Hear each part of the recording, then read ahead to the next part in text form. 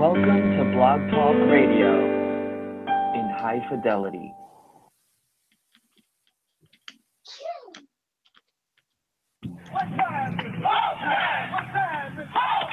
Broadcasting from Cincinnati, you're listening to the Ringside Reporter Podcast. All the news in the world of boxing right here. Well, I'm talking to you the way I want to talk to you. Now, here's your host, Eric Lorda.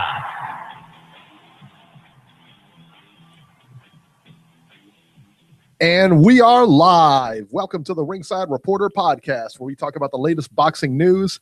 If it's related to boxing, we'll talk about it here. My name is Eric Lorta, and I'm here with my co-host, Ringside Robert, and England's adopted son, Joe Habib. We got a great show for you today. Easy for me to say.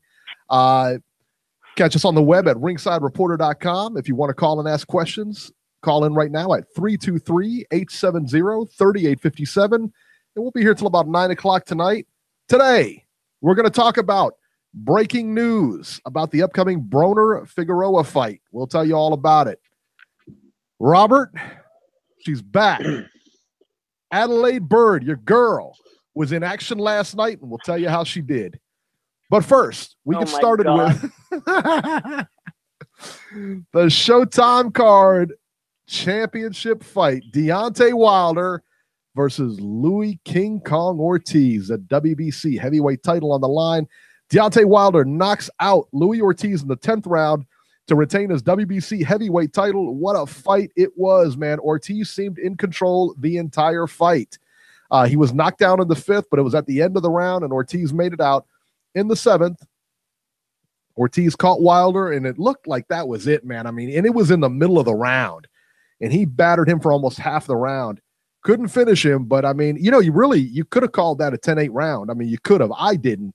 Because for me to call a 10-8 round, I like him to go down or something like that. That's about as close to a 10-8 round as you can get without him not getting knocked down.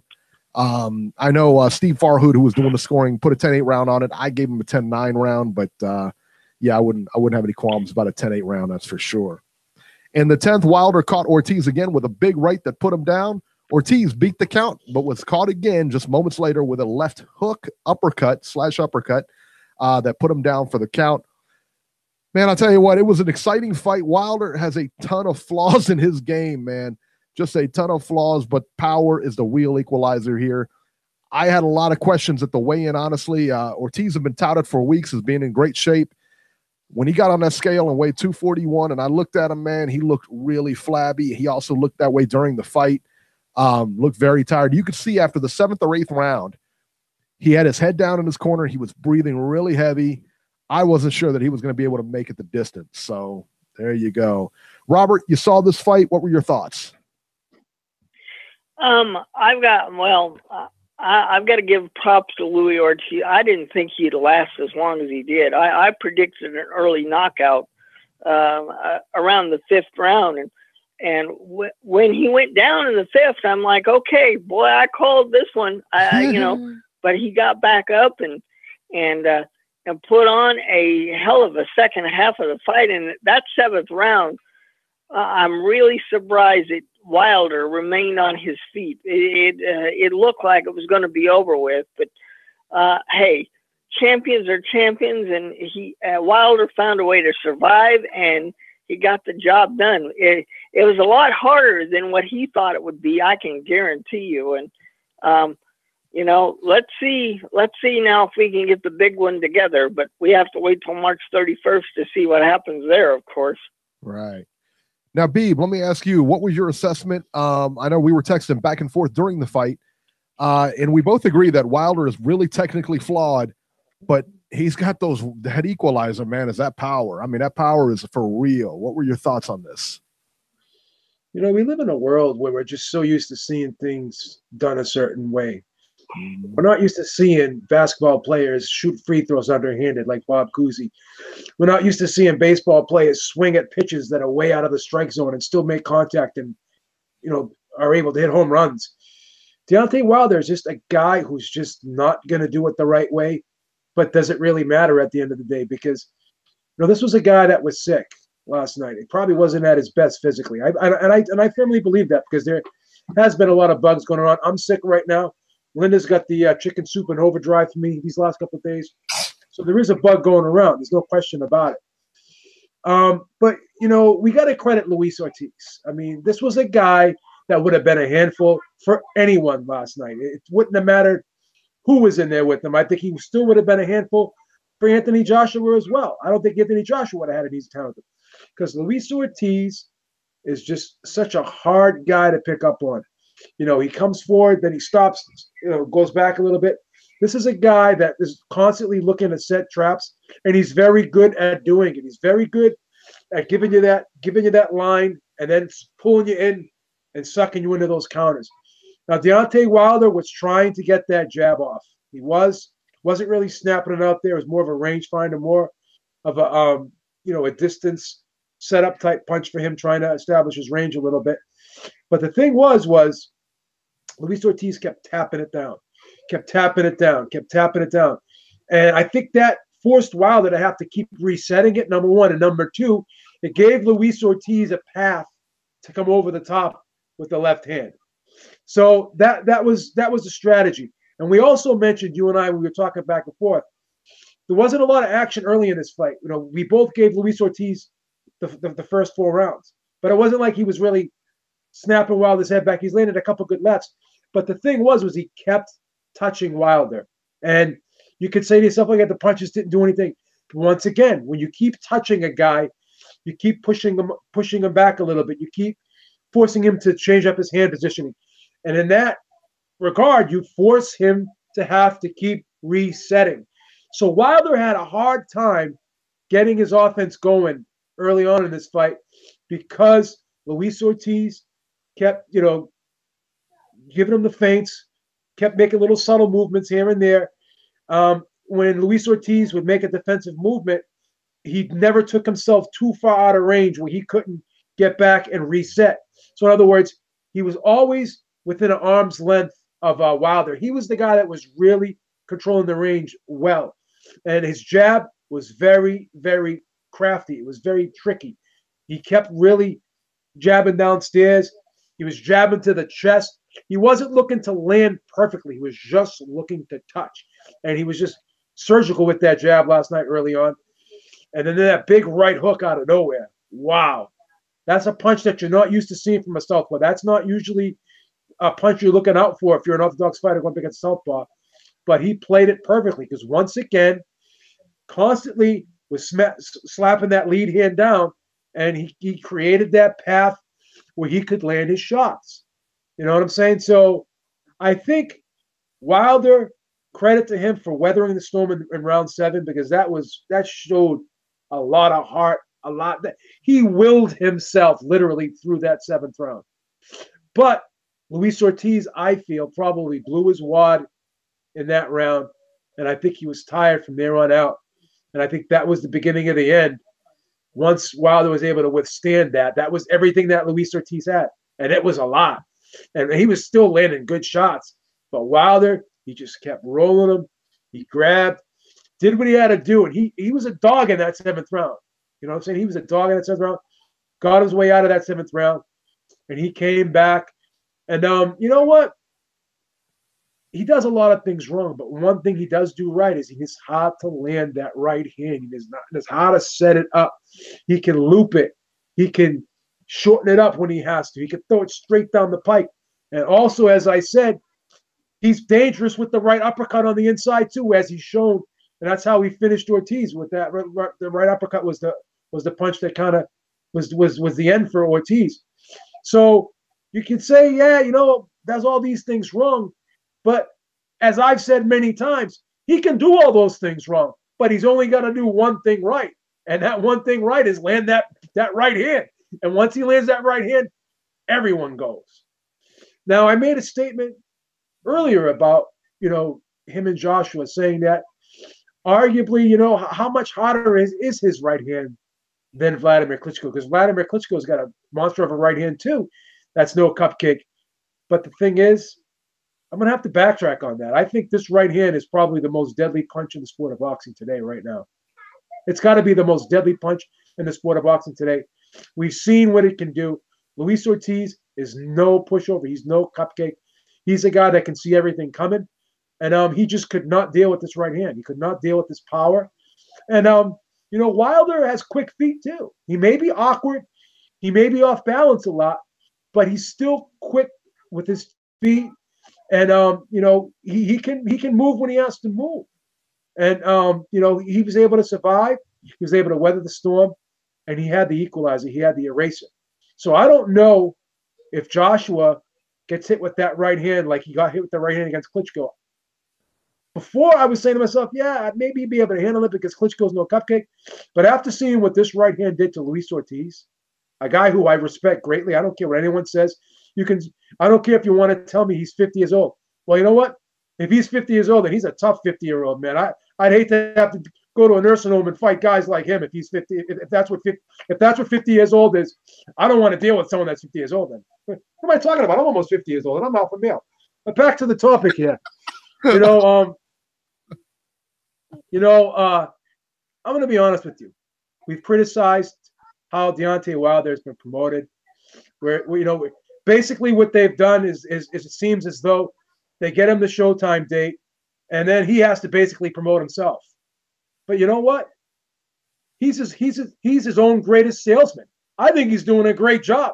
I think some of these things he's saying now, he's talking the talk, and he's created a movement now. And the way what we have in America right now, the culture that we're at, with discrimination, whether it be gender, race, sexual preference, religion, whatever. A lot of people are up in arms and they want to be treated fairly. And he's basically like the soldier for the little guy. Things that he's saying, I don't care about the business side, whatever. I'll go anywhere to fight because I don't want people to have to travel. I want people to be able to be close enough where they could buy the tickets, whatever. I remember what it's like to have to put food on the table and live check to check. I used to work at McDonald's, whatever. He's resonating with people now. and when you look at the crowd, it's not 90,000. But again, does it really have to be 90,000? Because when you're fighting in the Barclays, how much are the tickets? When you're fighting in Vegas, how much are the tickets? Okay, so you're still generating great revenue. Number one, and number two, look at that crowd. Look who's out there now: basketball players, football players, actors, celebrities. This guy is gaining traction right now. He's really gaining traction right now. I love that. Basically, he says, "Speak it, believe it, and receive it." That's like Obama's line of hope and change. It is resonating with people right now. When this fight was first proposed, the talk between him and Joshua, to me, it was like a 65-35 fight in Joshua's favor. Then as time went on, I made it 60-40. Right now, from what I've seen, this is a 55-45 fight. I'm still going to edge Joshua here. But what I seen last night, I don't care what anyone says, that was a quality opponent last night. Excuse me. That was probably the most dangerous guy because the guy is so crafty. He's so tricky. He's such a great skilled counterpuncher.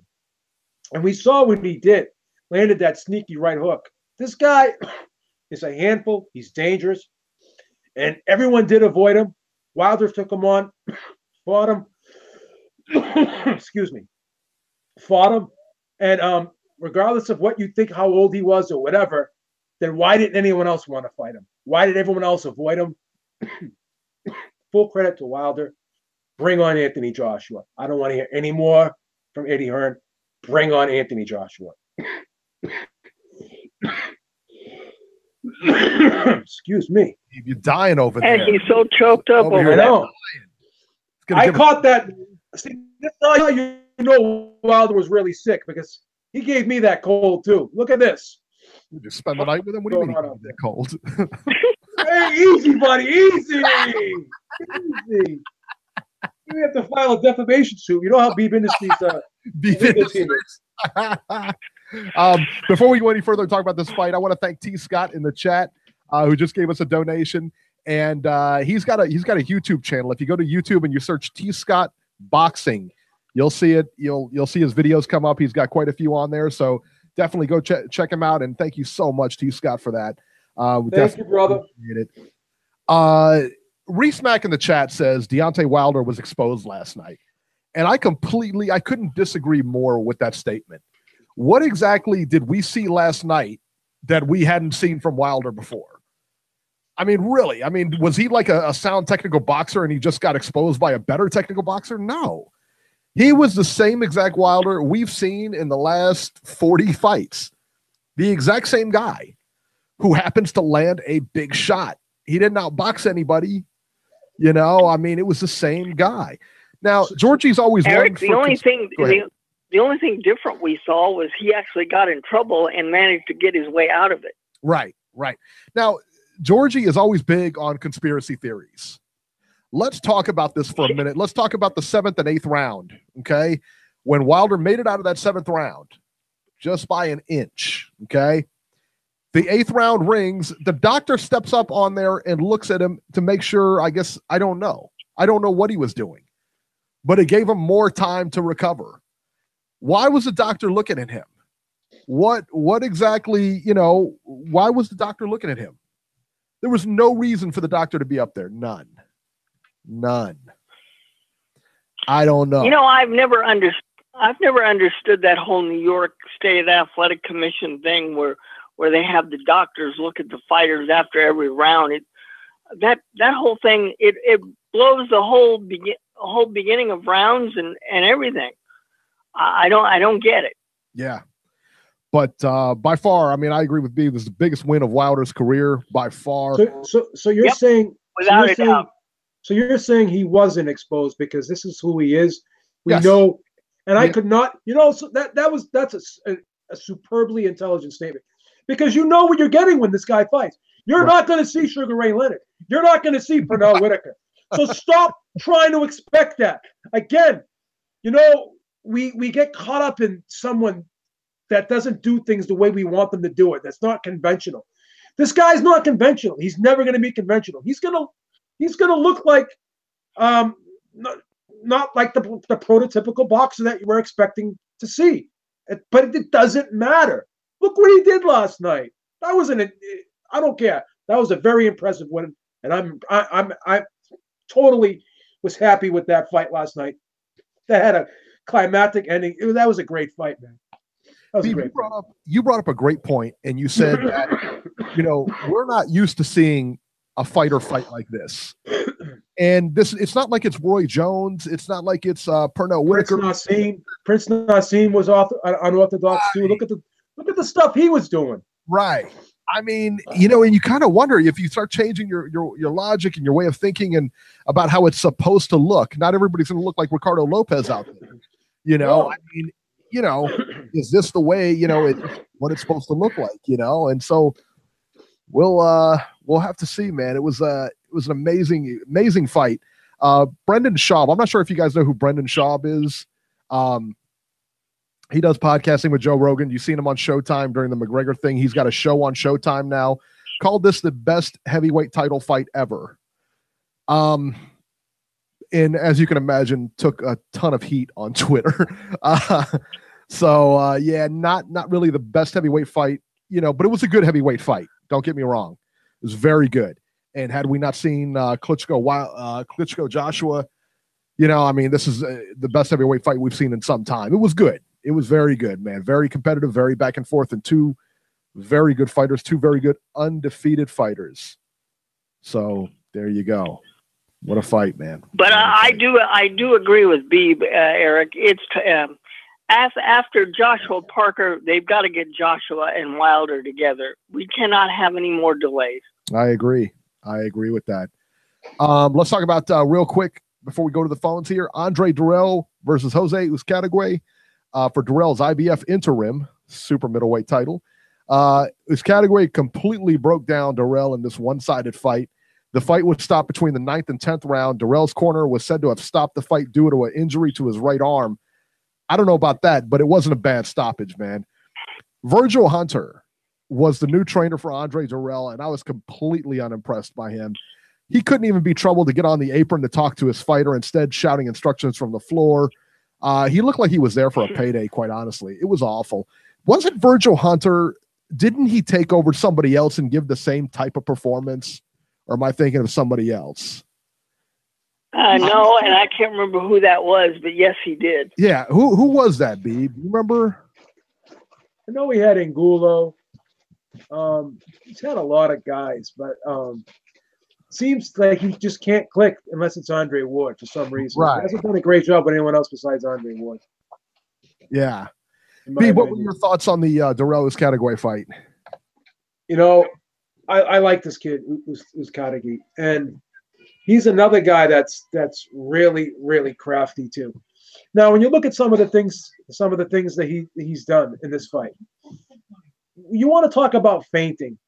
There's different ways of feinting, and you know, Uzcategui, he would kind of like get in these little squats. He would just dip his body down, and then he made Darrell guess what was going to come at him when he got out of that squat. It wasn't like the bob and weave like Joe Frazier.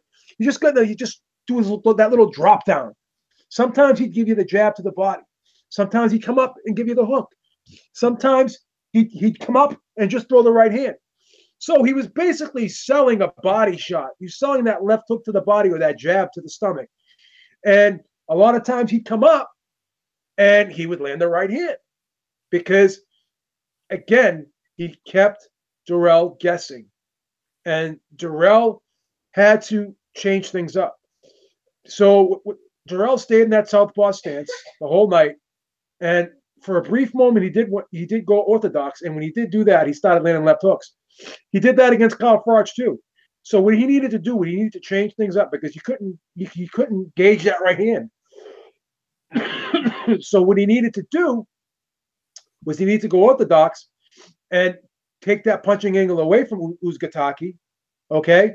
And then he needed to open up that hook in the mid-range area because that was a punch that he was really able. He has a really good left hook from that orthodox stance, and it's a powerful punch. And in the first fight, I thought he did pretty well with it too. I thought he was more competitive in the first fight because he did switch back and forth, did a little bit different things. But this fight, he said to himself, "I'm going to fight the whole fight in southpaw." And he even said it before the telecast that, you know, he said he's going to fight the whole fight southpaw. That was a tactical error. But this kid, Uzcategui, very unpredictable, very crafty with those unorthodox feints, the drop downs. He gives you that little shift of the shoulders. You know what I'm saying? This guy is just got a lot of herky-jerky, crafty moves. And because of that, he's able to really be tricky with his offense. And because of that, I think he's going to be a handful. Every now and then, he'll throw the right hand, and he'll really, you know, put a lot of emphasis on it. Sometimes he'll leave it out there a little bit instead of just snapping it. But you know what? I still think he's heavy-handed. He's got quick hands. I think he's a really versatile guy offensively, and I think he's tricky enough to be a handful for a lot of these guys. And Darrell, he just looked mentally dejected once he started getting hit with those right hands, and he had no answer for him. And because he was so hell-bent on staying in that southpaw stance, I think he would have done better if he switched to orthodox, not to beat a dead horse. And I think Virgil Hunter should have probably told him to do that. Because if whatever you're doing is not working, you got to try plan B. There was no plan B. Wood just texted me, and he said that the other horrific Virgil Hunter was cornering Stevenson versus Fonfara 2. That's right, cornering Fonfara. Yeah. And he did such a lousy job there. He was there completely for a payday. It looked like he was hitting Darrell for a payday because that was awful, man. Awful stuff. He that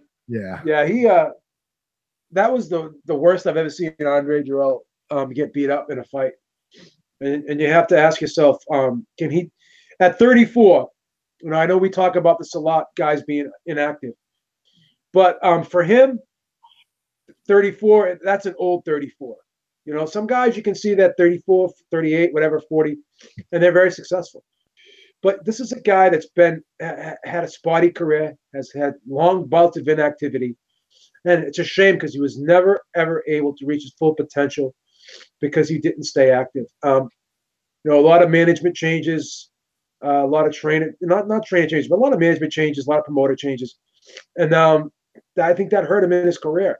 I think he squandered his prime years away There was a time when he was a force to be reckoned with, but I think that time may be gone right now. And hopefully he's made enough money where he can kind of fade into the sunset, because he's not beating David Benavidez. He's not beating Ramirez. He can't beat Uzgataki. He's not beating George Groves. He's not beating any of these guys. So what do you do with them? No. You know what I mean? What do you do with them? It's time to go. It's time to leave. That's what it's time to do. Yeah, and I'd hate to see him be a journeyman. I don't want to see that happen. And I say that with all due respect to him, because I've interviewed him a couple of times. He's a nice guy. Yeah. He's a good family man. But again, it is what it is. It is what it is. He's at a point in his career where he's, unfortunately, he's never reached that full potential, in my opinion. And I think Paulie Malignaggi mentioned it during the telecast as well. So he may have to take a step back and really think things through and think what's going to happen next for him. The same guy, I guess. I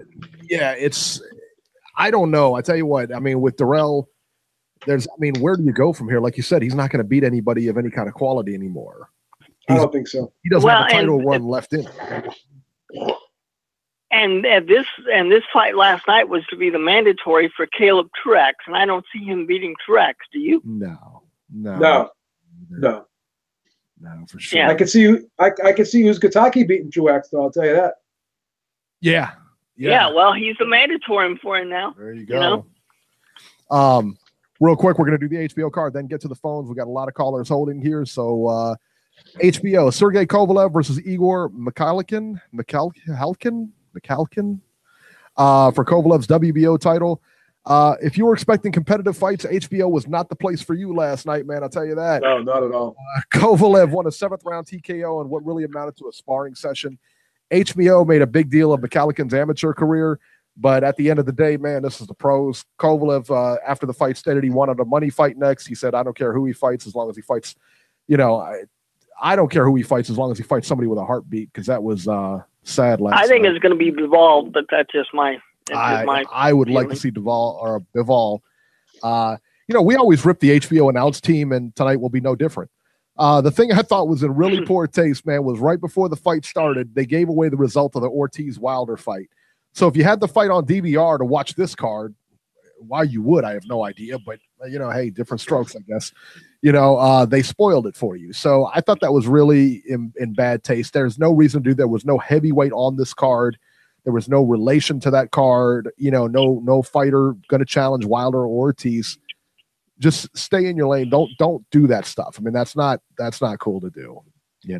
So that's my gripe with it. Dimitri Bivol versus Sullivan Barrera. Bivol stays undefeated by dominating Sullivan Barrera and eventually knocking him out in the 12th round. Bivol was just faster, busier than Barrera. I was surprised that Bivol handled him so easily. Robert, were you surprised? Oh, Barrera, as you know, every time you've seen him fight, he puts on a hell of a show. I mean, the only time he's ever lost was to Andre Ward. And Andre Ward made him look like an amateur that night. Okay? But on this night, Bivol was younger, faster, quicker, and had more in the tank. And still, Barrera gave him issues. He showed him things a boxer could do. He was good defensively. He really made him work for his win. And it's good for him because he's only had 13 fights. I'm not disappointed that he fought almost 12 rounds, because a fighter like this, the more rounds they can go with top-notch experience, the more they can learn. And I can tell you right now, if Bivol meets up with Kovalev, goodbye Crusher, you're going to lose another one, son. Yeah, Bivol's going to – I think Bivol may beat Kovalev. I mean, I think it's a good fight, but I don't know, man. I think that's a tough one for Crusher. That's a tough one. That's right. All right, let's go to the phones. And we now just keep in mind we have a lot of callers today, so just kind of get to your point, and then we're going to go to the next caller and that kind of thing. Let's try to stay on point and all that other good stuff, okay? So just kind of keep it concise, and we're going to go. With that said, 817, you're live. Or maybe you're not. I don't know. 817? Hey, Hey, what's going on? Hello. can you hear me? Yes, you're live. Yeah, loud and Hey, clear. how you guys doing? What's Good, going man. on, What's brother? First time caller. My name is Chris. Chris, all right, buddy. Well, welcome to the show, Chris. Absolutely. Yeah, I listen to you guys a lot.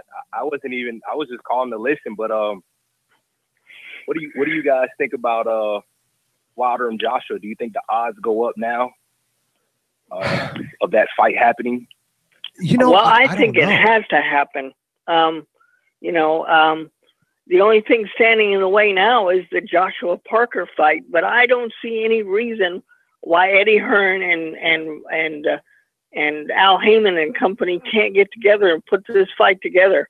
Now I know Joshua's contract is up with Showtime after this fight, so I don't know if he's got to negotiate a new TV deal with them or how that's supposed to work, because all of Eddie Hearn's fighters now are with HBO.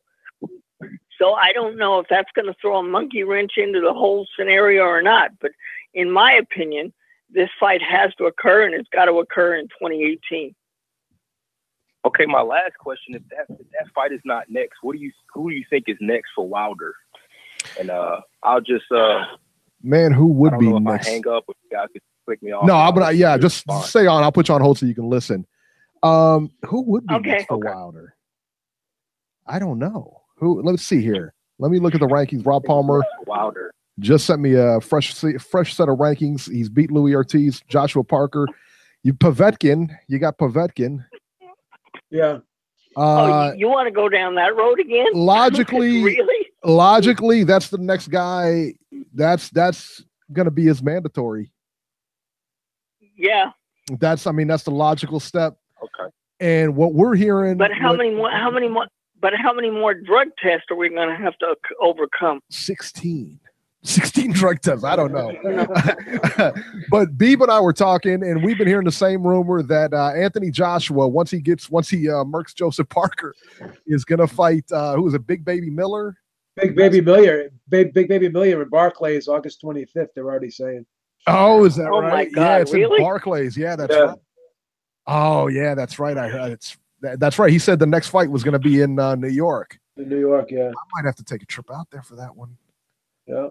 I don't know. I'm gonna have to talk to my boy Wingy, tell him to get me a credential. God, all over 300-pound Big Baby Miller. Okay. 300 All right. pounds, Big Baby Miller. Chris, man, thank you for calling in, man. We appreciate it. And thank you so much Okay. for listening, Guys, man. have I a good night. appreciate it. You too. Yeah. Very good, man. Always good to hear from first-time callers, man. Glad he listens. Yeah. Yeah, so August 25th, and in New York, man. Yeah, Joshua. Wow. And the question is going to be, I is don't- that going to be an HBO telecast or a No, Showtime? Showtime. It'll be a Showtime. But and he's, you think about his question, like, when is that fight going to happen? I think that next fight is already planned. Joshua's not fighting him next.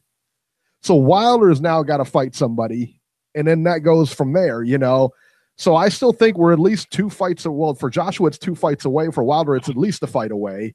You're going to have to fight somebody before you fight Joshua. That fight ain't going next.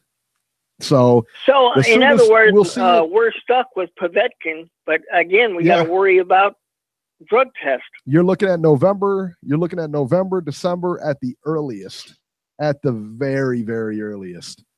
So yeah, Watch, they'll lead sucks. that off, and they'll lead it off for 2019. They'll push it back till next year. yeah.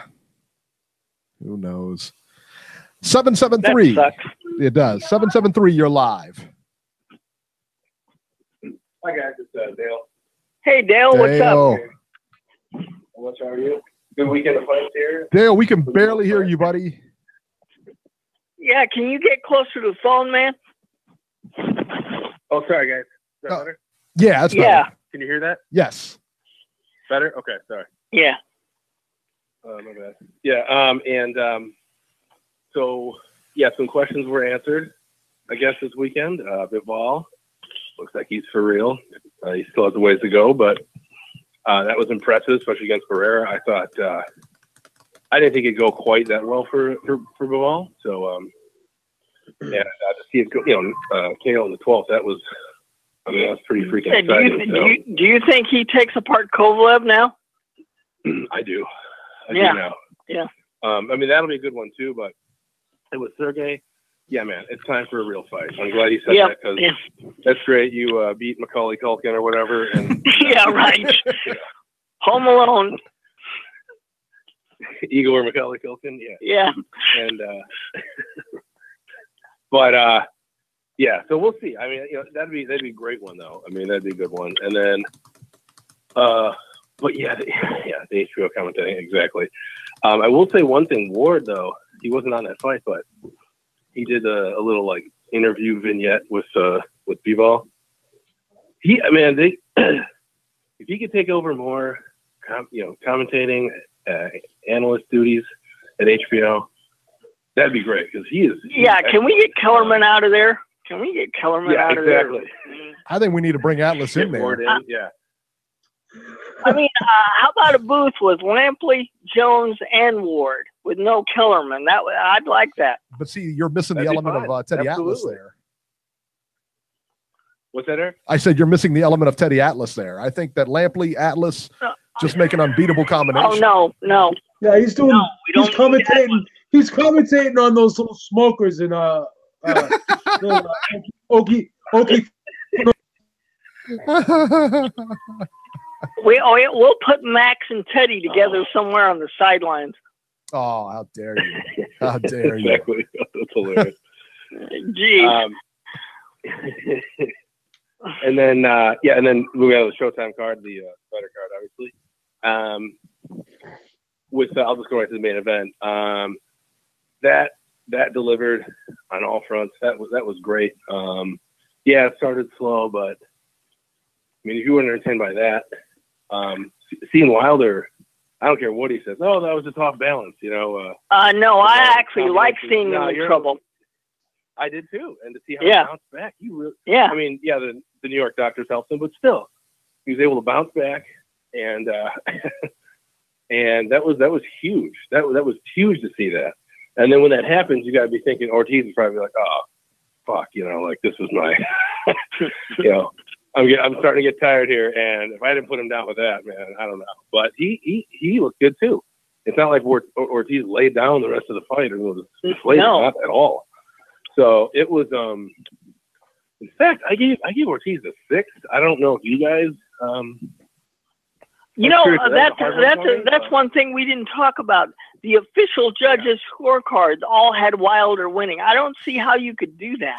85. What was it? 85, 84 on all 3 cards, and Adelaide Bird was not in the building. Yeah, all 3. Yeah, not in the building. She was somewhere else, but she was not in that building. What on earth? I really wonder. If she was there. I really wonder what the hell kind of fight they were watching, because Ortiz was clearly winning that fight before he got.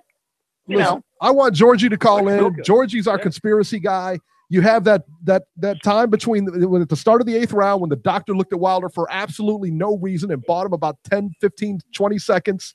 All right. And then you got those scorecards that no logical person ever. I had an 87-83 for Ortiz going into the 10th round. How on earth everybody had him up? I thought we were going to get our first Cuban heavyweight champion, man. What in the world were these guys watching? Yeah, it looked that way unless he got caught with, wild right hand, and he did. So yeah. If you said that, say what you will about the guy. That thing is deadly, and and Ortiz ate a couple early. I mean, they both. That's the other question that was answered. The chin question about Wilder. It looks like they both have chins. Because damn. Yeah. Ortiz was wobbled there early too, and in that fist, I guess it was. They both got some chins, man. They can take some big shots. Those are big boys. Those are big boys. Yeah. Those guys can take them. So, you know what? Hey, right on. That was a great night, though. So, for sure, man. All right, cool, bud. Sorry, guys. That's all right. Here with the kids, but we know that feeling. That's right. We're a family show here. We love the kids. But, that's right. Anyway, but I should exactly. Yeah. But I guess that's about it. It's time for Joshua next. No more BS. Yeah, no, I agree. Get on the beep, get on the blower with Eddie, and make it happen. Yeah. Got a meeting with Eddie tomorrow at 8:00.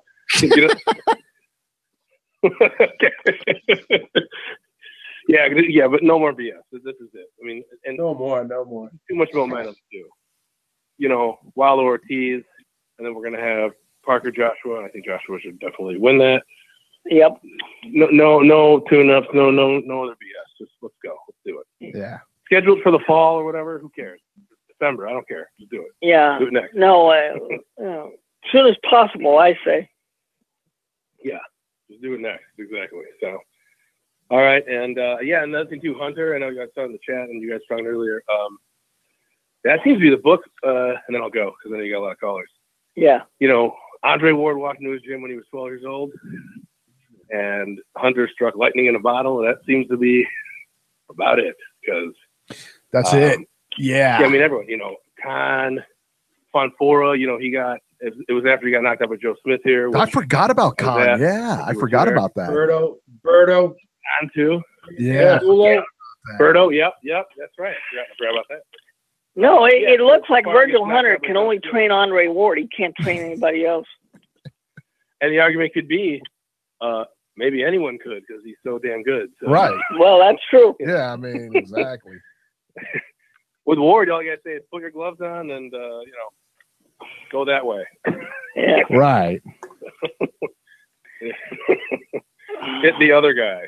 You don't really do much with him. Yeah. Anyway. Man. All right, well, thanks, guys. I'll get all the other callers. All right. Okay, see you, Dale. All right, Dale. Take care, guys. See you later. Good call, man. Good call. All right, let's go to 805. 805, you're live. Hey, what's up, guys? It's me. Hello, Nacho. What's up? Nacho, what's up? Hey, nothing. Nacho. As far as the fight this weekend, let me start with the HBO one first because I think that was the worst one. That was Kovalev did what he had to do in beating Michelin because Michelin could try and be as slick as he wants, but at the end of the day, he just didn't have enough power in his hands to really hurt Kovalev at any point. And I just think that after a couple of rounds, once Kovalev figured out his style, it was pretty much batting practice for him from that point on. And he broke the guy down really easily and stopped him, which everybody thought he was going to do. I would like to see him fight Bivol next, but something tells me that Main Events isn't going to pony up the money because he wants to get paid before he fights Bivol. And as it is, they had trouble getting Sullivan Barrera to agree to fighting either one of those guys because Barrera said that he wasn't getting paid the money he thought he was worth. So I'll be interested to see how they come up with the money to put that fight together. As far as Bivol is concerned, I'm not really happy about the fact that Letterman and the other guys were saying that Bivol had a shutout against Barrera. I thought Barrera had won a few rounds, but I definitely had Bivol winning the fight until he ended up stopping him. So either way, Bivol was going to win. But I have to give Bivol a lot of credit. He definitely showed me something that I hadn't seen before, which was he completely outboxed a guy who was on his level and was a really good boxer himself in Barrera. And he pretty much took him apart throughout the fight. He was able to outland him and outclassed him throughout the fight until the very end when he ended up stopping him. So it was a really good win for him. With the Showtime, before I get off the other one, I agree with you guys. I thought that was a real Bush League move of Lampley to go out and say something about the Showtime card and the result. Right. It's like, why would you do that shit? Like, they're not commenting on any fights on your card, so what the hell gives you the right to go ahead and say something about the other card? I just thought that was really in poor taste on Lampley's part. Yep. I thought that was just a really kind of like petty move on his part to do that.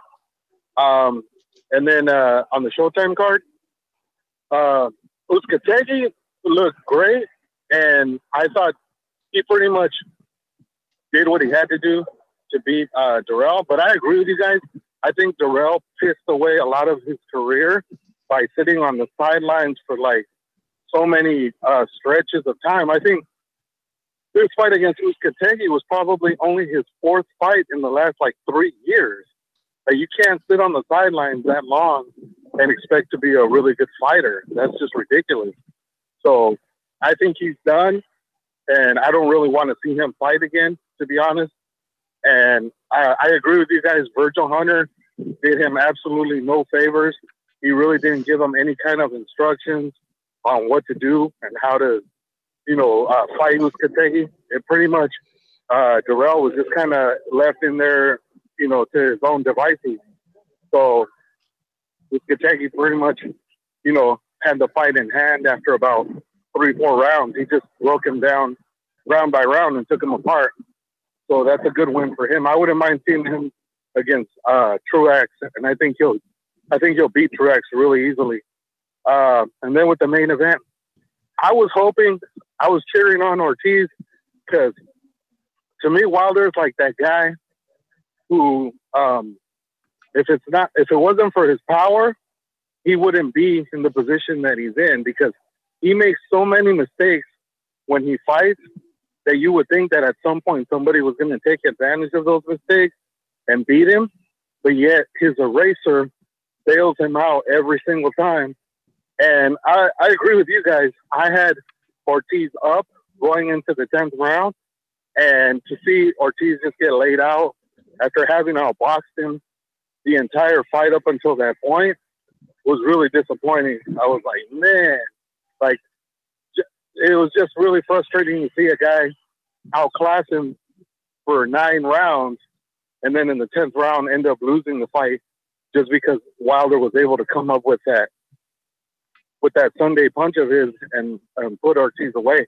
So begrudgingly, I have to give Wilder his respect just because he beat the guy that really a lot of guys didn't want to get in the ring with. And I agree with you guys. I think they should make the fight between him and Joshua. The only thing is, Wilder's got to stop with this whole 50-50 deal, because that's never going to happen. If he really wants to fight, he should just do like Joseph Parker and say, fine, I'll take 35 or 40%. That's still a hell of a lot of money that you're going to get for that fight. So this whole posturing of, I deserve 50-50, if he sticks to that stance, the fight's never going to happen. So I really hope that Wilder and his team reconsider that whole position and just say, okay, screw it. We'll take less money, as long as we get the fight. Because I don't think that fight's going to happen as long as Wilder keeps insisting that he deserves the same amount of money as Joshua. And really quick about the cards, the Japanese cards. Did you guys see Neri came in 5 pounds over the limit, and he lost his belt on the scales? Yes. And they still allowed the fight to continue, even though he still ended up being 3 pounds over the limit for the title fight. I was surprised that fight went on. and then the WBC afterwards suspended him. Right. I was surprised that fight went on.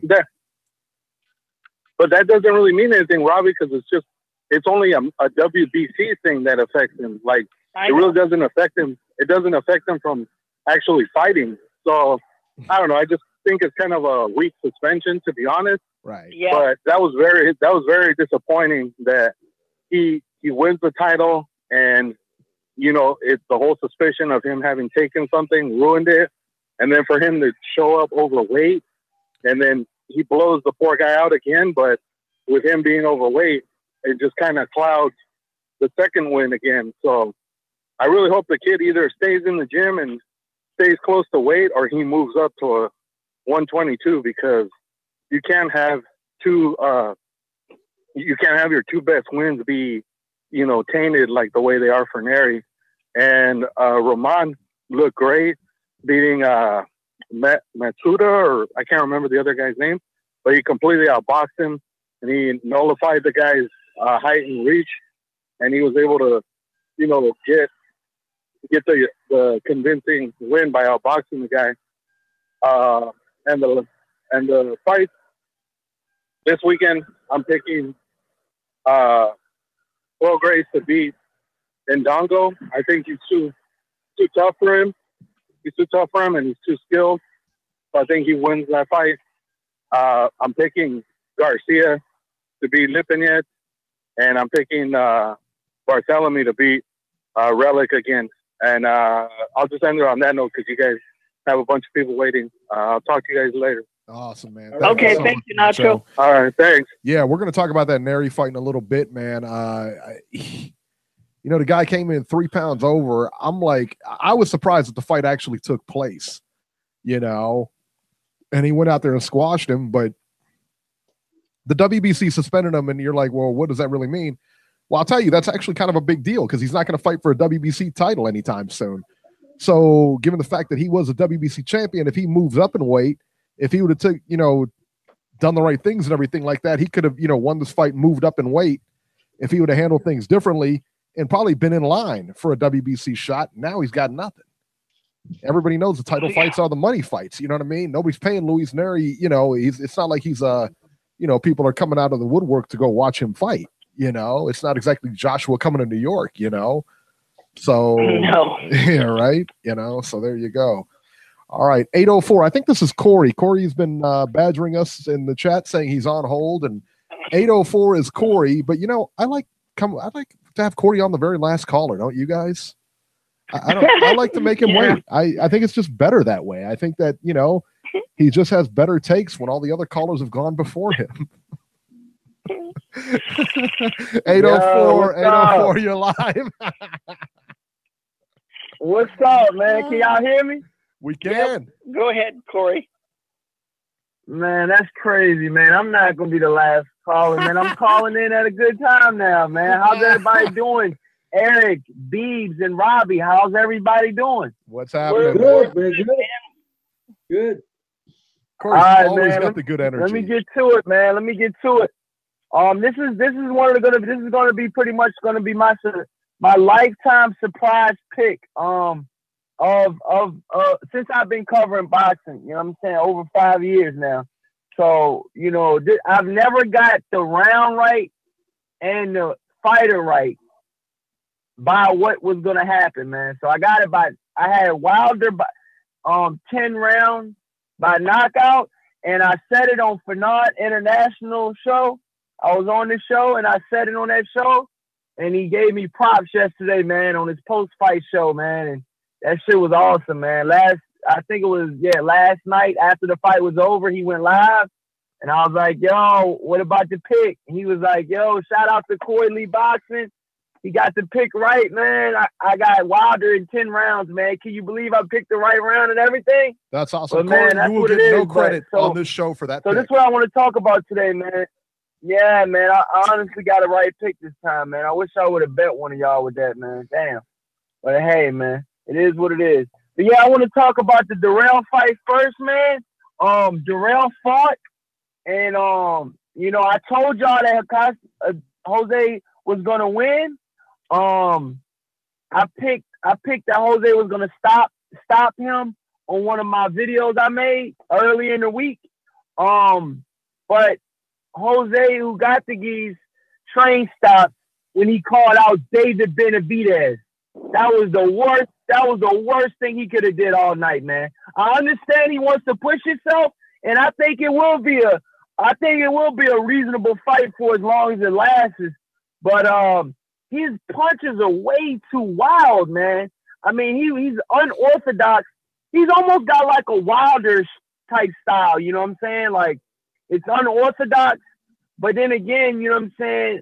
It's like he has the 1-2, but then again, it's like, what the hell is he gonna do next? He's not your regular typical fighter. That's why he was hitting Andre Dirrell with a lot of unorthodox type of hits, punches and moves and feints.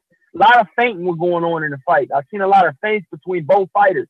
And Andre Dirrell actually hurt him. So if Andre Dirrell can hurt him, a long 34-year-old career that he's had, I mean, probably started boxing since he was 9 over there in Michigan. Yeah, man, I honestly think that, I think that Darrell's time is up, but I honestly think if he went up with a fighter like a Groves, I think he could probably outbox Groves. Dude. That's my personal opinion. I think the matchmaking of this fight were completely off. He went with a straight puncher. For a guy later in his career like this, for it to be not a whole bunch of money involved neither, I think it was a wrong call all the way around by Al Heyman. But Al Heyman has so many fighters, he can't please them all. So some of them are going to have to get, even the veterans, even like the Lamont Petersons, the Andre Darrells, they're going to have to get in here with these young lions, and they're going to be pushed until they're pushed out. And I mean, if Andre Darrell doesn't fight one of these older champions like a Groves, and maybe not older in age, but older in bouts, had a couple wars and stuff, if he doesn't fight a fighter like that, then there's no sense of him staying in. But I think he still does have a couple money grabs left in him. But I think Jose had too much power and will. And what happened the first fight dragged him the whole training camp, he said. But that was on that. That's what I wanted to talk about with that one. And then I'm moving on to the Bivol fight. The Bivol fight, what happened was there was a lot of power, and there was a lot of I don't even think Bivol got his grown man strength yet. How old is Bivol? He's in his 20s. What is he? Anybody got an age? Anybody got an age on Bivol? 27, I think. Isn't he, Eric? Let me Yeah. see if I can find it real quick. Go ahead with your I point. honestly think Bivol, man. Yeah, I honestly think Bivol, man, is a great fighter. He showed me a lot with the Barrera fight. I think HBO's CEO should be fired yesterday. He puts on horrible cards. I know this was a main event card, He's but 27. still, Sergey Kovalev either has to step up and fight Bivol next or get the fuck out of Dodge, man. Ain't nobody putting up with that shit. And the reason why the reason why Lampley said something about Showtime is because he see HBO going downhill. It was Merchant calling out the fighters first, and then Lampley followed up. You know what I'm saying? Mm-hmm. They have no respect for fighters, in my opinion. And I don't hate on a lot of people in boxing, but I think they're poisonous to the boxing industry. They need new young talent that can do great in the booth. We need to get rid of all Teddy Atlas. We need to get rid of all Larry Merchants, and we need to get rid of all Bill Lampley. I mean, they're done, dude. Get rid of them. Fuck them. They're not with Beeb Industries. They didn't have Beeb Industries in their best mind. You talking in about their Teddy Atlas? best hearts. They need to get out of here, man. Teddy Atlas? Yeah, man. They weren't good, man. Teddy Atlas wasn't good? Teddy Atlas was the GOAT. How dare you talk about him like that on the he's show? biased. They're biased. You know what I mean? Teddy Atlas, he called a spade a spade, but I feel like he went a little over the edge. At the end of the day, he still has a job to withhold. He still has He's commentating in croc fights right now. I think he goes above and beyond, the calls. Sometimes the refs and the judges don't get it right, but just because they don't get it right doesn't mean that you turn blue in the face. You know what I'm saying? Terrible. I mean, but this is not the Teddy Atlas, though. I'm just saying, I think HBO could do better with their broadcasters. That's all I'm saying. Oh, yeah. You know what I'm saying? And so I think Bivol is going to be, Bivol right now, Bivol beats Sergey Kovalev, but the dark horse in the division, and I've been saying this for about 2 years now, I think Archer Betterby beats all of them. And he's with Top Rank now, so he's with a better promoter. Al Heyman can give Betterby the money, but Top Rank can push him more. He can have him active. And Betterby isn't getting any younger. He's 32, 33. He needs to get out of here. He needs to either get out of here or he needs to fight for some titles, man. I mean, he got the title. He needs to fight for some more titles. I think him and Sergey Kovalev would be an awesome unification bout, or him and Bivol would be an awesome unification bout. I really do think that'll be a great fight, man, because Archer Betterby is the real deal, in my opinion, man. I think he's been waiting, and the wait is up, man. And so, I looked at, and then I want to switch subjects. I looked at the Nery fight. I think Nery should, be suspended again. over there where they fight in Japan. I think he should be suspended again because I seen the first fight where he was doped up. The second fight he came in overweight. I can't wait till fucking Inouye comes up and beats the shit out of this dude. Excuse my language. But the dude is a cheat. Once a cheat, always a cheat, man. And that's how I feel about Luis Ortiz. You know? Well, so last but not least, I want to get in the Wilder fight, man. Let's see Inouye fight somebody. The Wilder first. fight, I think it was. I said, let's see Inouye fight somebody with a pulse. He's fought nobody. Hey man, he's the next guy. Hey, look, fighting nobody, he's been a champion. He's been a champion in 2 different divisions. I want to see Lomachenko fight somebody with a pulse. Who's the fuck out of here, Eric? I want to see Lomachenko fight somebody with a pulse. Come on, who's Lomachenko fought? Come on, son. He beat Gary Russell. Gary Russell. Like Gary Russell was inactive when he fought him. Son. I mean, Gary Russell was a good win. I give him that. Gary Russell was a good win. But other than that, who else is he fighting? Crickets, motherfuckers. Man. Get out of here, Eric. You couldn't last one day in my shoes, dude. Get out of here, man. You can't even fuck with me on this mic, man. But look, listen to what I'm gonna tell you, B. With the Wilder though, man, I think Wilder's a beast, man. And I think a lot of people hate on Wilder because he's outspoken, but he's outspoken to a T. You know what I mean? He knows what he's expressing, and he's expressing how he really truly feels. I think that with him and Joshua, the press conferences and the Eddie Hearns and the Lou DiBellas, I think all of that, man, would be amazing for boxing, man. I think it would be amazing, you know?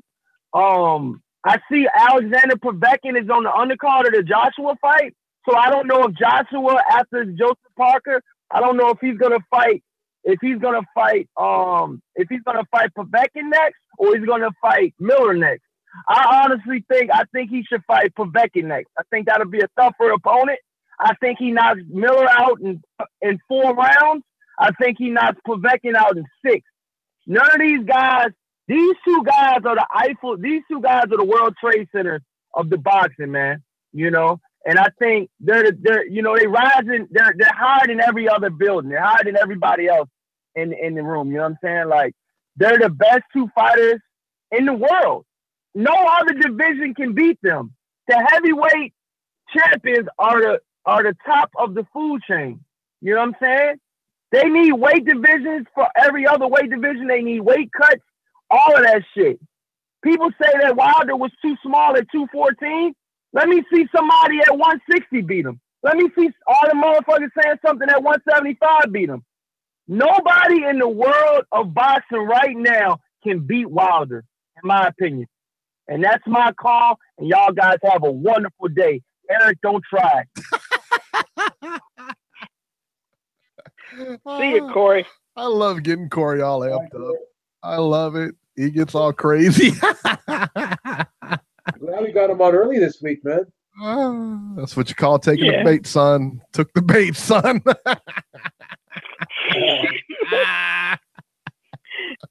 Next.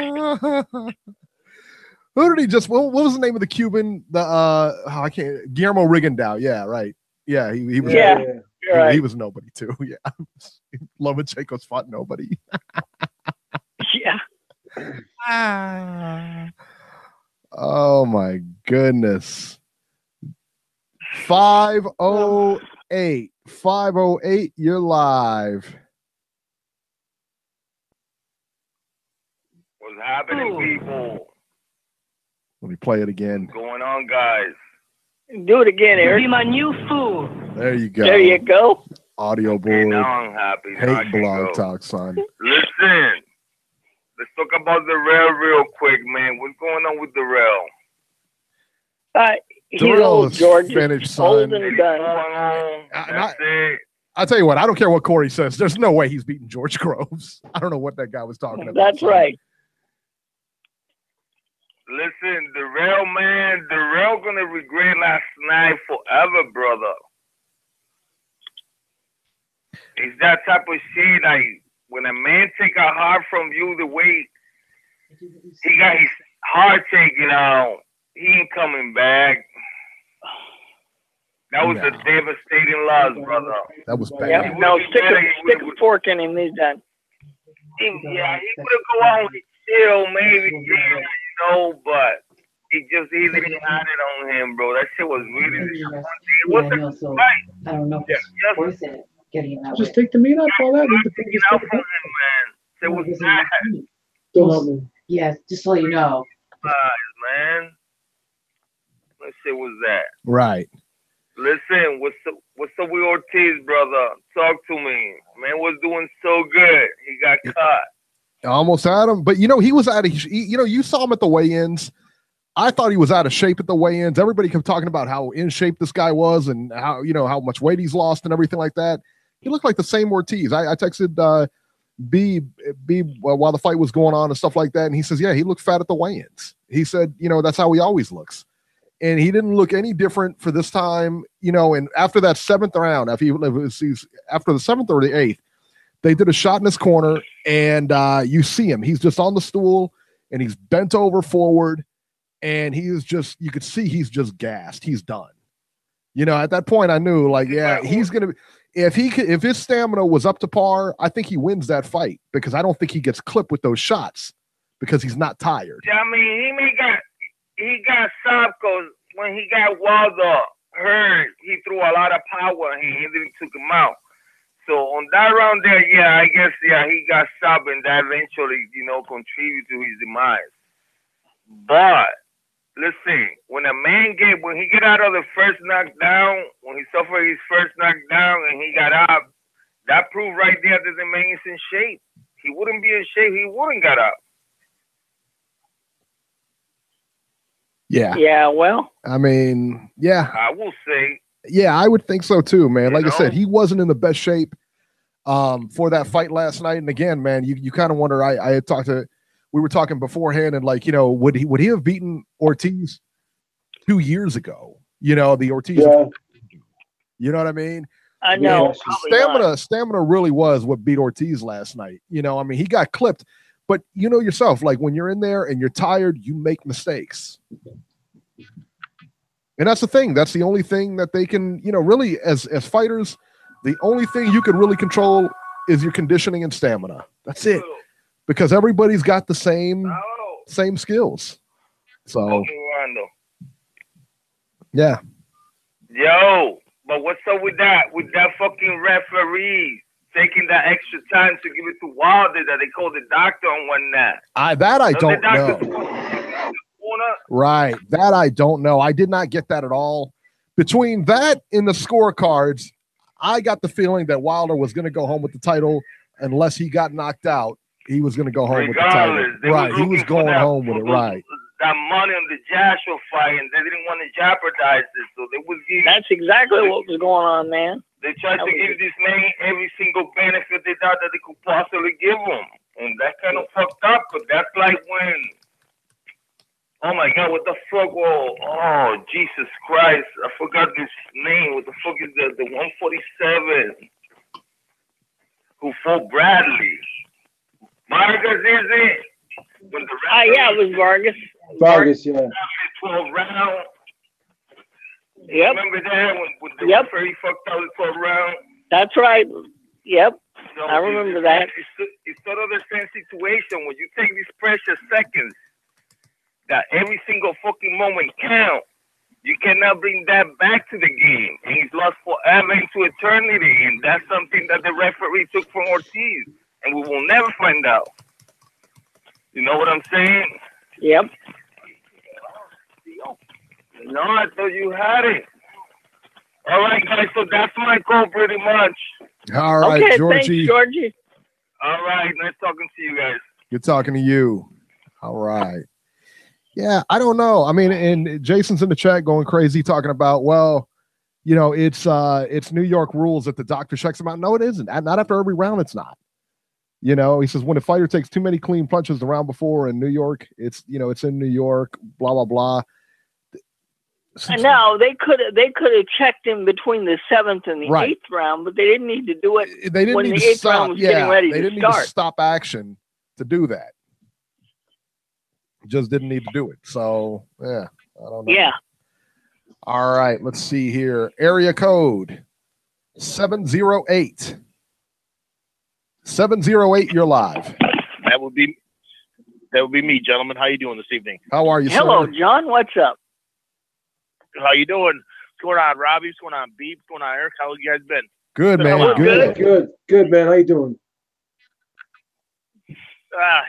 Doing, but I'm not going to complain. We're gonna. I tell you what, man, that was some good boxing this weekend. I think I just can't believe these people that say Ortiz exposed Wilder. You know, I don't know if you touched on any of this earlier, but I just started tuning about maybe 20 minutes ago, half hour ago. I heard a lot of people saying that he exposed Wilder. What do you expect from Wilder? Everybody knows Wilder's not a. Yeah. He's not a Oscar De La Hoya. He's not a Pernell Whitaker. You know what you get from this guy, but the thing he does have is that eraser, and he has determination. And that's one thing we found is he's not going to quit. He's not going to fold.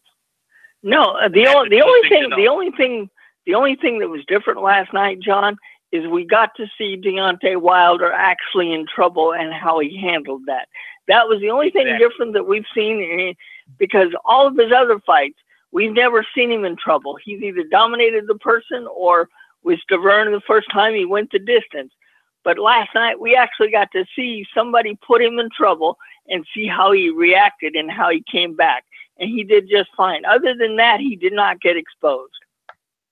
Exactly, which is when you're fighting a undefeated heavyweight who's has an amateur pedigree like Ortiz, most likely that's going to happen. So he passed with flying colors. I like what we see, and they need to make this fight. I think what's going on with Eddie Hearn is he's bringing Joshua to New York to get a profile to see if it's worth fighting in New York versus Wilder. I think that's what they're doing with Big Baby. I think this is just a gauge, see what they can attract, see how it looks, see if they can build something up there between, Joshua and Wilder, or are they going to bring it over to England and do the fight there? I think that's what it is. I don't think the fight loses any mustard if it doesn't happen in September, December, or it happens in April or May. I think it's, in that time frame is going to happen. So either way, we're going to get the fight. So if they build it one more fight, I can't see it, really hurting anything, quite frankly. Good point. But we boxing fans, we're impatient. We want it. We get it. Exactly. Yeah. And I tell you what, I feel Andre, for Durrell, man, that guy, he literally, that's the type of fight that ends your career.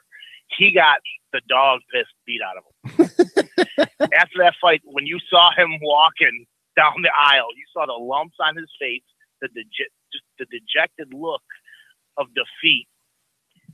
And I don't know what Virgil Hunter, this guy, standing on the floor screaming at his fighter, "I'm going to stop it. I'm going to stop it." Are you in this? What kind of crap is that? So you can't get in this guy's ear and say, "Hey, and be professional about it." That was the most unprofessional, unbelievable coaching job I've ever seen. That was terrible. Virgil Hunter should be ashamed of himself. Awful. He was there for a payday. And I'm going to tell you what, he sucks. And I wouldn't pay him. If I was Durrell, I wouldn't pay him. Yeah, you're right. You're damn right, Robbie. Or we'd have to negotiate a lower fee. Look, you didn't do your job. You didn't even step up on the apron of the ring to talk to me. I'm sorry, that was too much trouble to walk up some stairs. Yeah, unbelievable. That was horrible. But hey, you know what? I tell you what, you guys have been doing a good job. Really enjoy the show. Haven't called in quite some time, so we'll get back in that a little bit. But gonna let some other callers get to it. Just wanted to give my point, and you guys have a great evening. Okay, good call, John. All right, thank you, brother. Good call.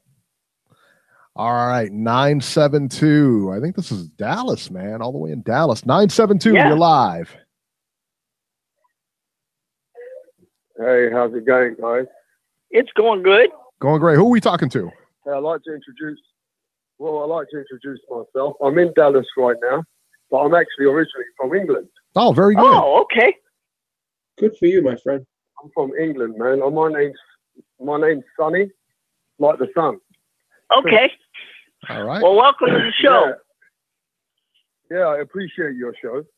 I watched it a few weeks ago after a few fights, and I appreciate your podcast. Seems like Eric just like to introduce myself. So you don't seem like a 20-year-old guy. You must be in your 30s or something. Yeah, I'm actually in my 40s, believe it or not.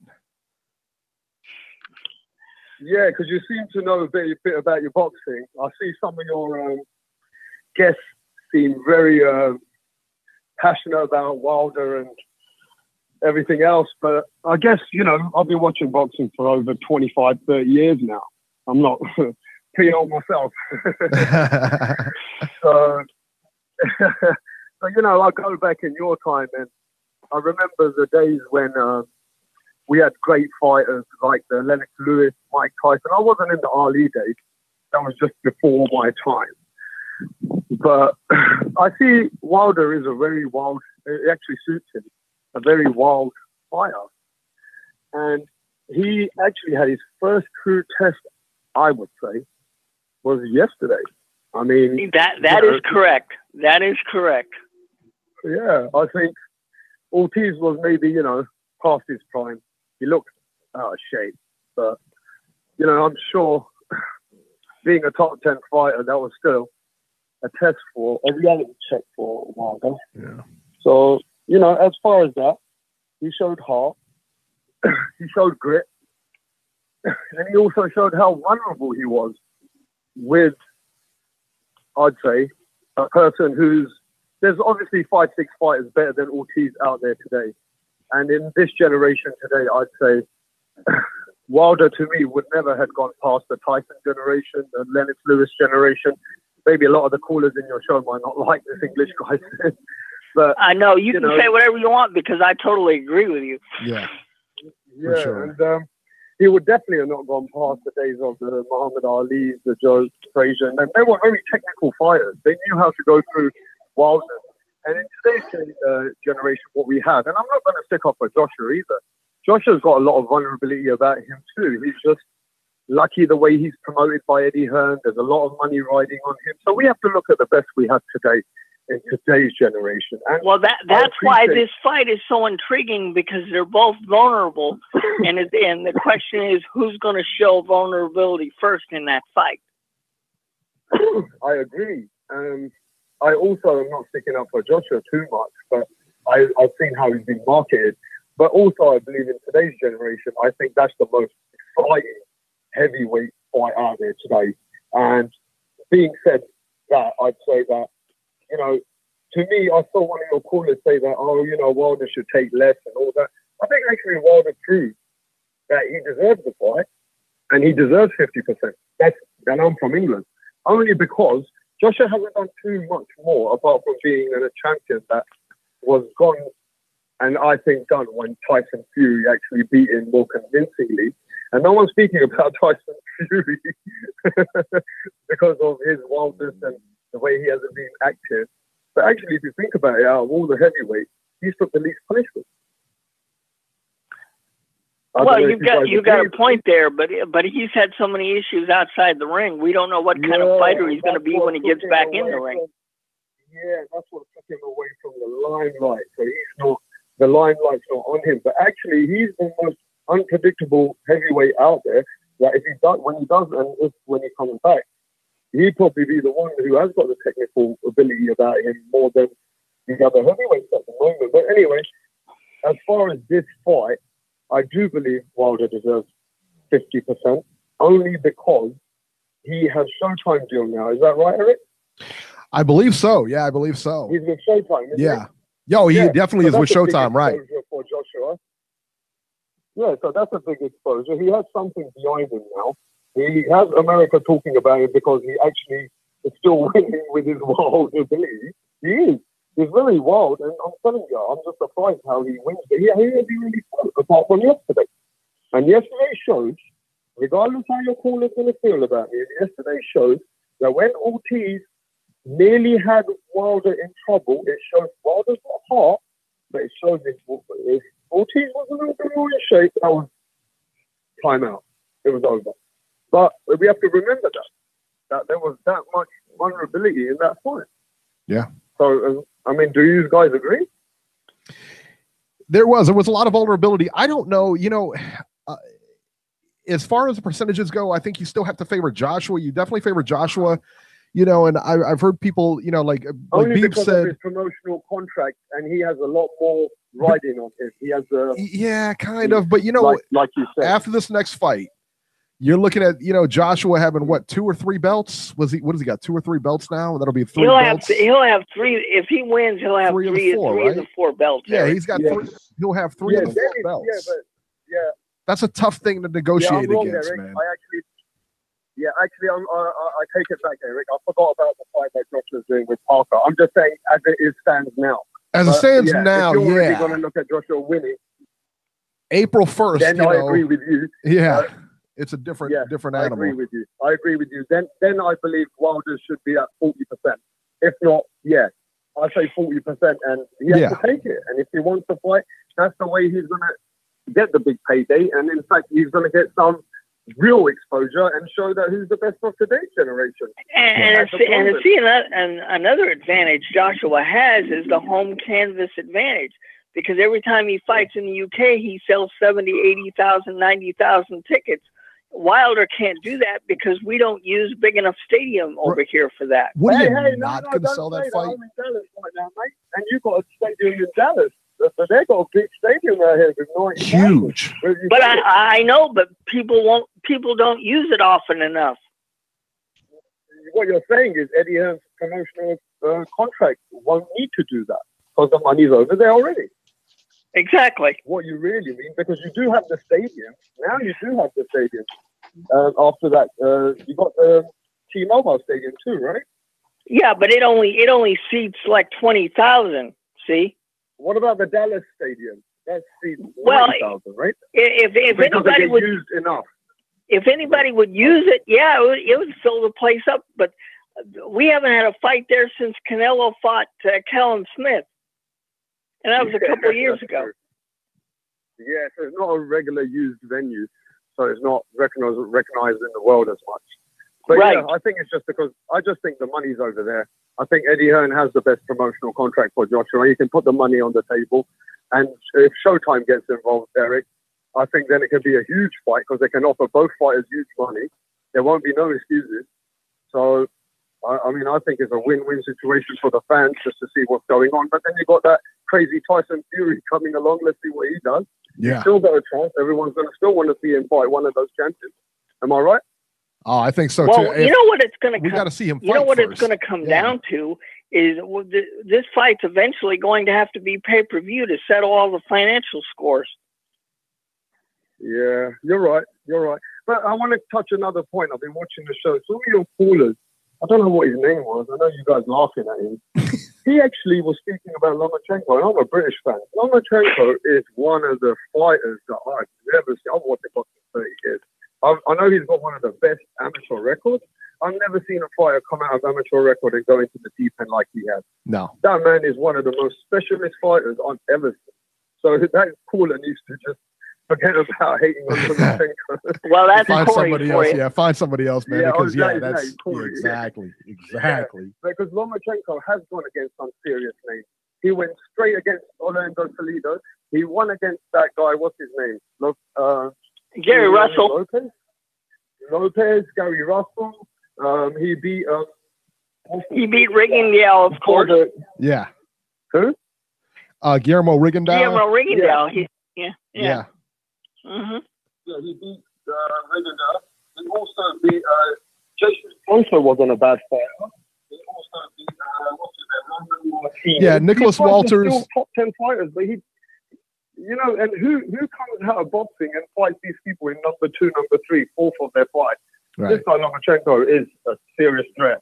And if he goes against Mikey Garcia, oh gosh, people are going to start talking legendary stuff about if Lomachenko wins that fight. Yeah, you know, for sure. That's not an easy fight to win. That's a serious fight to go against. But hey, did you guys watch the British fights? Because I'm into everything. I'm world boxing. We did. I'm into American boxing, Mexican boxing. Did you watch Kell Brook? Yeah, we did, and we're actually going to go over that in the next segment for sure.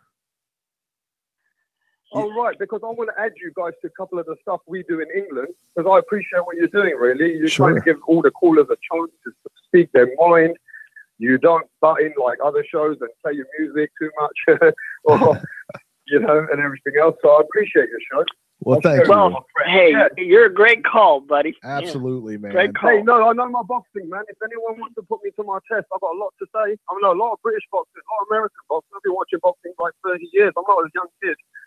You know what I mean? So That's I good. can tell them how it is for today, and I can tell them how it was for yesterday. I mean, I can come out with names these young kids wouldn't even know existed in boxing. But That's that's right. another story, Eric, that you know and I know.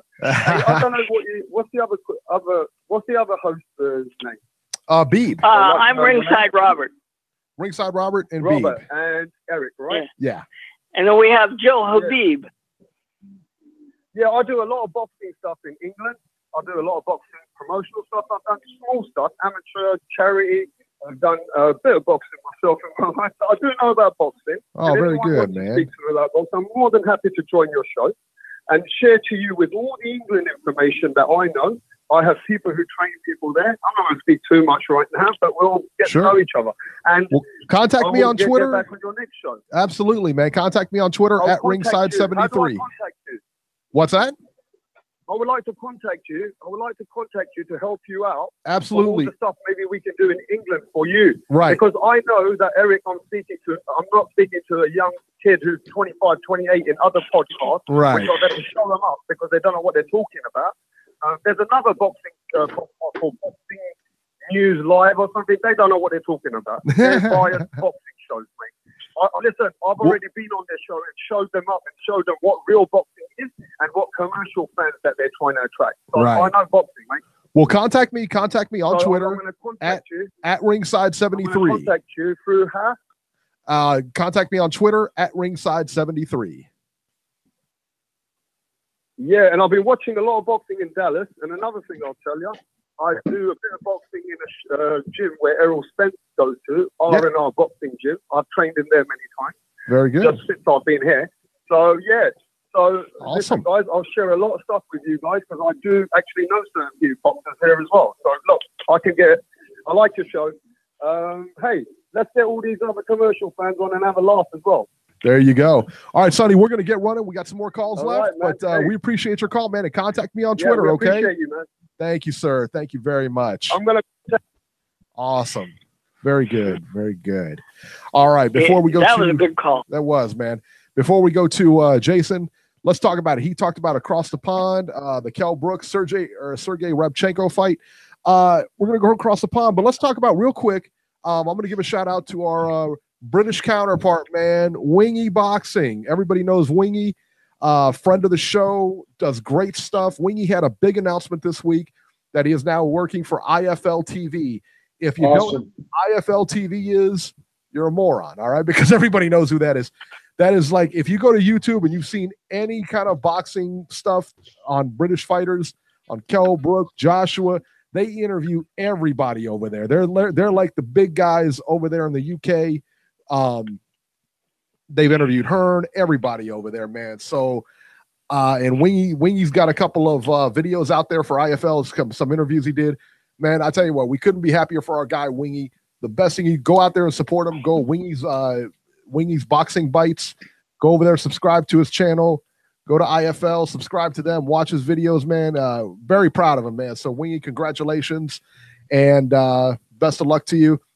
Let's talk about the Kell Brook fight. Kell Brook versus Sergey Rabchenko. Kell Brook made his 154-pound debut against Sergey Rabchenko. Brook stopped Rabchenko in the second round. It's tough to say where he belongs at 154 off this performance. Rob, who does the ratings, he said that he said, where do you talk about where Kell Brook belongs in the ratings? Rob Palmer did, and he said, where does Kell Brook belong in the 154-pound rankings? I don't know that he belongs anywhere in there yet. I mean, can you really base that off of Rabchenko? I mean, off a win of Rabchenko, I mean, who's not exactly a terror in there. What are your thoughts about that, Beeb? Well, it seems that it would be a stretch to rank him right now, but we know how these sanctioning bodies work. And I guarantee you next month's rankings he'll be in the top 10. So I don't think so. And most boxing fans will probably question it unless they're diehard Kell Brook fans. But I respect everyone's opinion, but I wouldn't put him in there just yet. But you know what? This division is a tough division. So it's going to be fun to have him there, and it's going to be interesting to have him there. And let's see how he does against Jared Hurd and Charlo and Erislandy Lara and the likes of those 5 bodies, man. Yeah. Yeah. So let's see what happens. I'm sure he'll get a big fight eventually. He's got to actually fight some people. You can't. Absolutely. Yep. Yeah. So let's see him in there. Give him another fight or two, and then we'll kind of assess where he's at after that. Because let's face it, no one's questioning his opponent yesterday. He needed that. He needed a comeback fight. But we don't know what's going to happen when someone challenges him and hits him in those eye sockets again. If he'll be able to withstand it and hold up to it. He's already calling out Errol Spence, and I get it. You want some get back. That's great. But let's be real about it. Errol Spence got a title at 147. You don't have a title at 154 yet, so there's no reason for him to fight you. I would still watch it, of course, if it was made. I think it would still be a great fight. But in terms of significance, I don't think it's warranted at this time just yet. Hey, Beeb, do you think we're ever going to see Kell Brook and Amir Khan get together?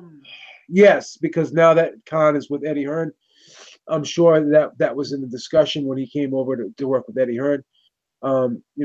Possibly that was the contingency plan. I don't know, but I suspect strongly that we will see that fight.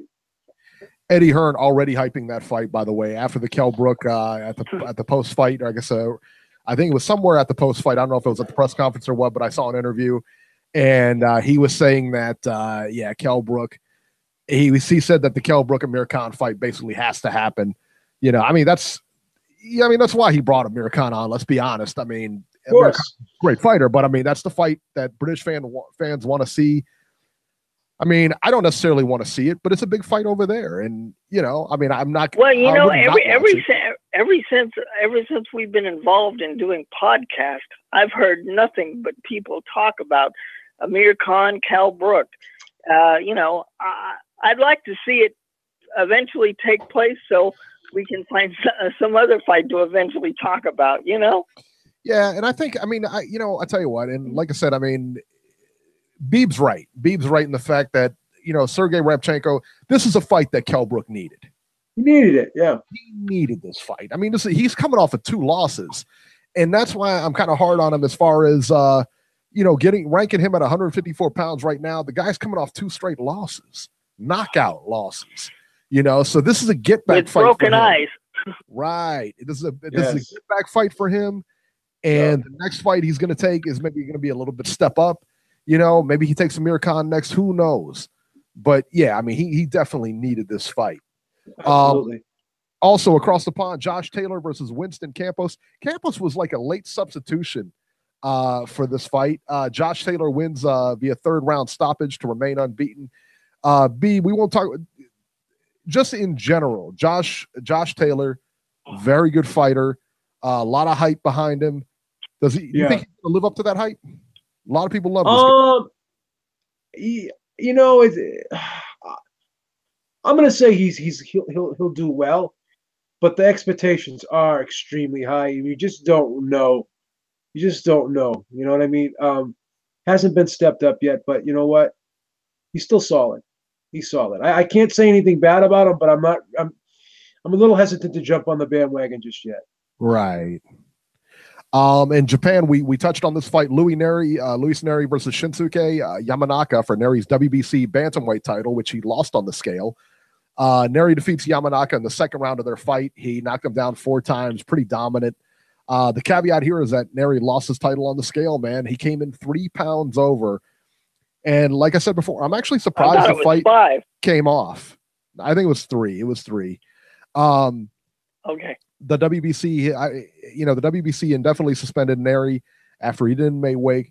Very bad showing for Neri, honestly, man. Let me tell you what, when you come in that much over, it's got to be questioned if he ever intended on making weight. You know what I mean? When he comes in there that much over, you don't come into the weigh-in. A pound maybe. When you're like 3 pounds over, come on, man. I don't know that he ever intended on making the weight. So, which which really sucks, man, because you kind of rob everybody and you kind of rob everybody of the chance to watch a good fight or a competitive fight. And the worst part is it's going to be the same thing. You know, the outcome would have been the same. I really believe that. I mean, he's clearly outmatched the guy. So I don't know, man. I just not really that impressed with Nery, with his work ethic, I guess. Yeah, don't really like him. Don't really like him that much. So there you go. All right, let's talk about the upcoming fights this weekend. On March 9th, I believe that's Friday, on ESPN Deportes, Ronnie Rios versus Azat Hovhannisyan. Is it David Hovhannisyan, maybe? Or Azat Hovhannisyan. 10 rounds, junior featherweights. I guess that's not David Hovhannisyan. Let's see here. And that'll be on ESPN2 as well. Yeah. And on Showtime, and this is Friday, Deadwood, South Dakota. Deadwood. How about that? Regis Prograis versus Julius Ndongo, 12 rounds for the vacant WBC interim junior welterweight title. Ivan Branchek versus the dreaded TBA. So, and we'll talk about this fight in a second here. On Telemundo, Robbie's favorite station, Gilberto Parra versus Saul Juarez, 10 rounds, or straw weights, Robbie's favorite division. And then let's go to March 10th, which is Saturday. Carson, California, ESPN, Oscar Valdez versus Scott Quigg for Valdez's WBO featherweight title. I like that fight. I like it a lot. I like Scott Quigg, man. It's going to be a good fight. Robert, what do you think about this? I like this fight. It's about time we step up Oscar Valdez and we find out what he's really got, because his competition has been pretty easy so far. This is a step up fight for him. Because of that, I like Scott Quigg. I don't know if he's ready for this level yet. I think Scott Quigg may come to the USA and take the title home. Quigg can hit, man. He's got some power. He's got some power for sure. Yeah. Let's talk San Antonio on Showtime. Sergey Lipinets versus Mikey Garcia, 12 rounds for Lipinets' IBF junior welterweight title. Rancis Bartholomew versus Kuro Relic, a rematch, 12 rounds for the vacant WBA junior welterweight title. And let's see what else here. Yeah, nothing. Charles Conwell fighting TBA. Yeah, I think that's it. From Toledo, Ohio, Charles Conwell, Ohio's own Charles Conwell, will be fighting somebody. 8 rounds, the dreaded TBA, of course. And that's about it for TV coverage. That's about it. Let's talk about that Regis Prograis fight. Regis Prograis versus Julius Ndongo. Man, that's a good fight. That's a real good fight. It'll be interesting to see. Ndongo's so big, just so freakishly big. But I don't know if he's ready for a guy like Prograis. I don't know. It's going to be interesting. No, I'm taking Prograis. Prograis has an awful lot to offer, man. I think he has more ways to win. He's a good boxer, but he is a boxer puncher too. Yeah. I mean, this guy can hurt you. Yes. So are we all on the same page? We're taking Prograis? Yeah. I'm going to take Prograis. Yeah. I think he stops Ndongo. Yeah, I like Ndongo too, man. He's former TBE, Robert. Former TBE. And Prograis is how to work inside too. Took care of that, man. Yeah. Prograis is how to work inside. He's not shy about going to the body, and that's where we saw Terrence Crawford have a lot of success against Ndongo going to that body. Yeah, and I suspect Prograis will have some similar success as well. This guy is he's a bulldog. All right, let's talk about the Showtime card. Sergey Lipinets versus Mikey Garcia, 12 rounds. Lipinets IBF junior welterweight title. I mean, not much to say. This is a classic squash match. I mean, I don't. Lipinets is being served up here for Mikey to get a 4th title. Ric Flair. This is Ric Flair versus George South. I don't know. Hulk Hogan versus the Brooklyn Brawler. Fill in any blanks you want. This is SD Special Delivery Jones, baby. Wow, he went deep on that one, boy. SD Jones. I actually feel bad for Lipinets. He's being served up here on a silver platter. He's getting murked. And I don't think Mikey can go back to 135, so I think he should give up Robbie? My belt and let somebody else have it. Why? Well, typically, like you say, you don't go down and wait. You don't come back down once he goes up, you know? I don't know about that. Come on. This is his second fight at 140, Joe. You seriously think he can go back down? For the right fight, yeah. I think he can. He's got a clean diet.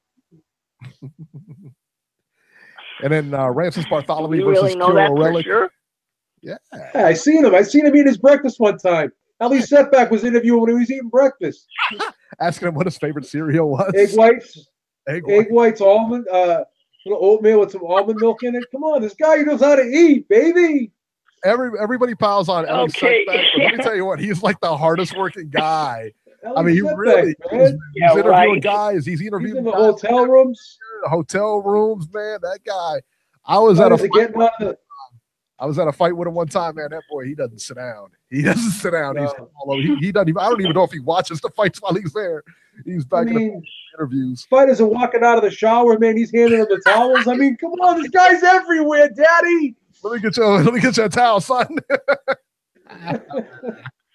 Oh, I don't know. I don't know He's you the guys. nicest I really guy, don't too, know. man. He's the nicest guy too. He's a nice guy. Ramses Bartholomew versus Kiro Relic. I don't care. I'm going to take Bartholomew, but who cares? You know, I mean, I don't know. I don't Yeah, care about I this mean, one either. I mean, they no. fought once. Why do we need to see it again? Yeah. I don't need to see it again. I like Bartholomew though. Yeah. Yeah, I'll flip a coin. I'll take These are all Bartholomew. easy fights to pick, man. These are all easy fights to pick. Richard Comey makes I mean, his the return against most Alejandro Luna on here too. The most competitive fight of the weekend is Valdez and Quigg. Yeah, You know? I believe. Yes. I believe you're right. Yes. Yeah, I believe you're right. That could turn out to be a firecracker too, because of the two styles. Yeah. Yeah. Reese Mack just said Frank Williams, the greatest jobber in WWF history. He's right. Remember Frank Williams? Frank Williams, remember him in Piper's Pit? He got hit with the coconut too. Remember He got hit with the coconut too. What about Salvatore Balomo? That was legendary in Piper's Pit. He got stripped in there. Boy. All right, news and rumors here. Some breaking news before we go back to the phones. Omar Figueroa has pulled out of his fight with Adrian Broner. Rumor has it that it's a shoulder injury and not due to his legal issues. I don't know. Now they're racing to try to find a new opponent for Broner. Yeah, I was They don't going know to say, yet. who does a train wreck fight now? Yeah, I don't know. How crazy is that, man? How crazy is that? Omar Figueroa pull. I knew that. I had a feeling, man, that that fight wasn't coming off. I just had a feeling. Well, that's good. Adrian needs a real fight.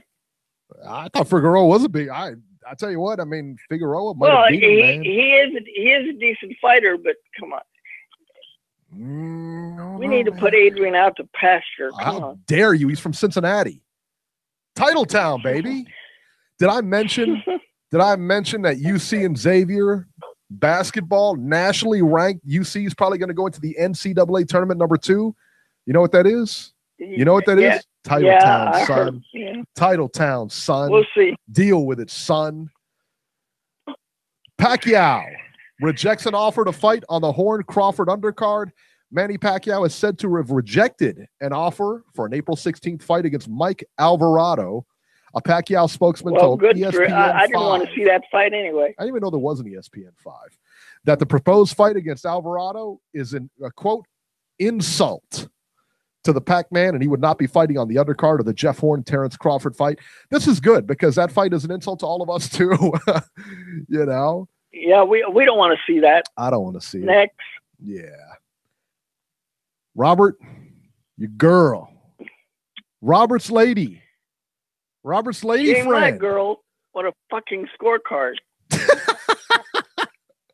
Robert's lady, Adelaide Bird, was back judging last night at UFC 222.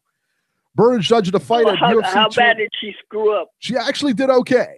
She was absolutely shredded by Joe Rogan and Daniel Cormier, though, while the fight was going Good. on. Joe Rogan said that he said Adelaide Bird is a nice enough person, but I wouldn't want her judging my fights. He said she's probably having a That's good right. time driving around in that Ferrari she got for the Canelo fight. Ironically enough, though, you score that 10-2. Jeez. she actually made the right call on the fight she was scoring. She actually did a pretty good job. So good job, man. For Adelaide Bird. Keep her away from the rematch. Can you imagine Adelaide Bird and CJ Ross on the same fight? You know what I mean? Judging the same fight. Oh, God. Boggles the mind. Jeez. Charlo twins. And they're both women, and they love Canelo. There it is. Charlo twins getting a come up. The Charlo twins getting some press on the Steve Harvey show this week. The twins were surprise guests for some at-risk youth boxers.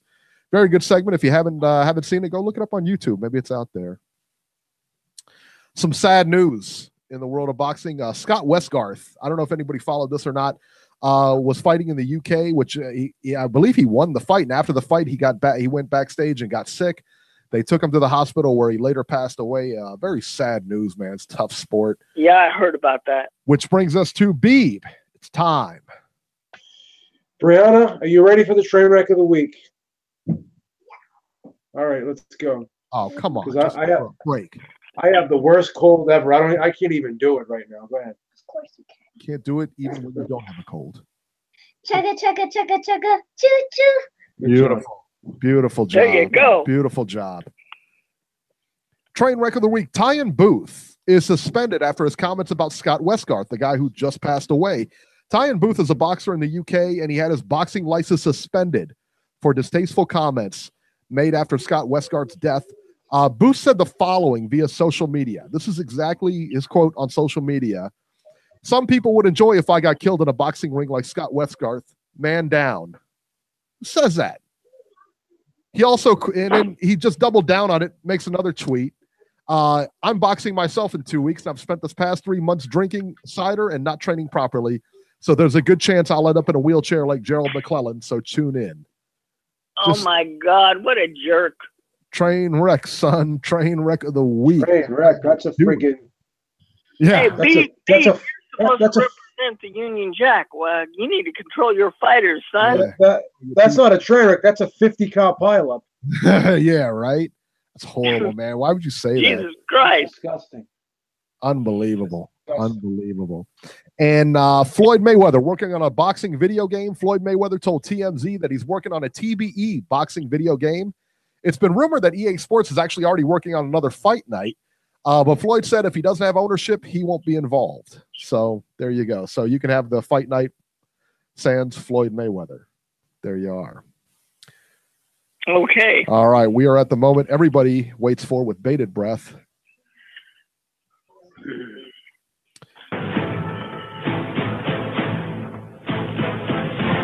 Can't wait to set your fucking bump straight.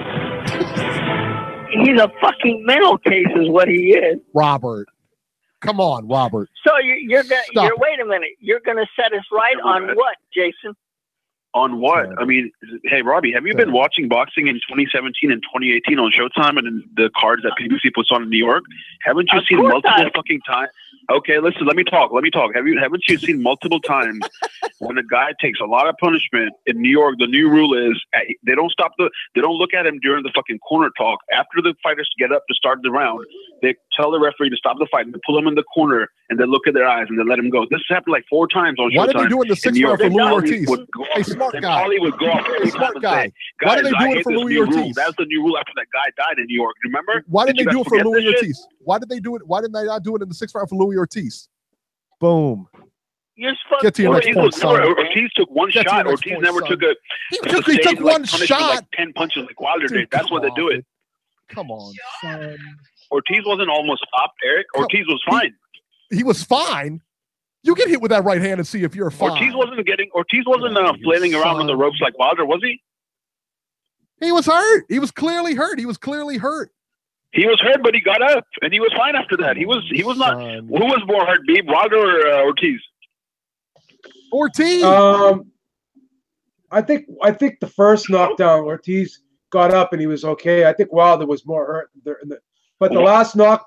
Wilder was like limping and shit. Wilder was like falling back. His head was getting knocked back. What are you, Eric? You're such a fucking liar, man. Just to prove your dumbass point, you're just gonna lie now?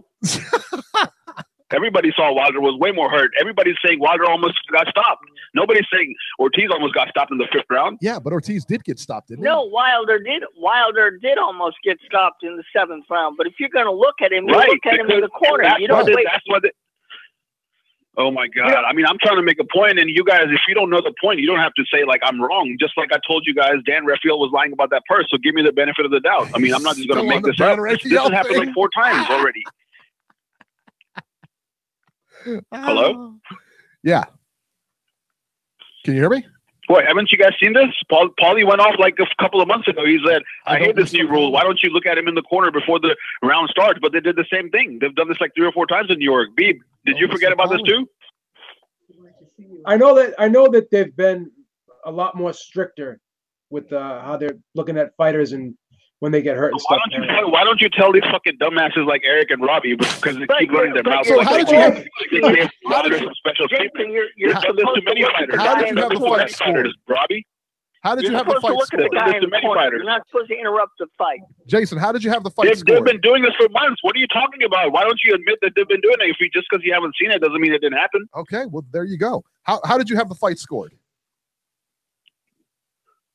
I definitely didn't have Wilder winning, but those judges had Wilder up by like 1 or 2 rounds. You don't think those that's are way fishy? better cards than what Canelo got against GGG? You don't think that's fishy? That's for damn sure. You don't think that's fishy? What's fishy? The cards? The scorecards? Scorecards being 1 or 2 rounds off? That's not fishy. Fucking GGG losing by like 6, 7 rounds? That's fishy. Canelo getting the fucking draw against Mayweather? That's fishy. Come on, son. Bradley winning against Manny? That's fishy. Yeah, those all are fishy. You got it. But last night, but I told you I had too. Wilder losing by 1 or 2 rounds, but I didn't. But the judges had him up by one round, right? Or 2 rounds. Beeb, how did you have it? You had it 86, 84. I had it 86, 84 for Ortiz. The judges had it 85, 84 for Wilder. They had him up by a point. Right. They had Wilder up by a point. Robert, how did you have it scored? 87, 83. Yeah, there you go. No, not fishy at all. Come on, son. Oh, also, who do you think they're gonna replace Figueroa with? Any ideas? I don't know. I tell you what, I don't know. I have. I mean, I who have do you no put in there? idea. Well, who do you put in there? Not only that, but I mean, this late. I mean, at this late, who do you put in there? When is the date? What fight is it? What date is it? 21st. April 21st. It will be a good fight. A good opponent. Yeah, that's like almost 2 months, man. That's not that soon. It's 2 What months. about Sammy Vasquez? What about Sammy Vasquez? Put him in there. I mean, that's what it's going to be. I mean, That it's guy's gonna- like insurance. That guy's an insurance salesman, man. He's retired. He got knocked the hell out last time. He was like limp and shit. He's not going to fight again. he's a like perfect insurance opponent for salesman now. Bronner.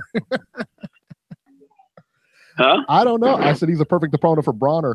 I don't know. I don't know who they put in there. Or maybe. Hey, Jason, what if they Someone like called that. you? Would you go fight him?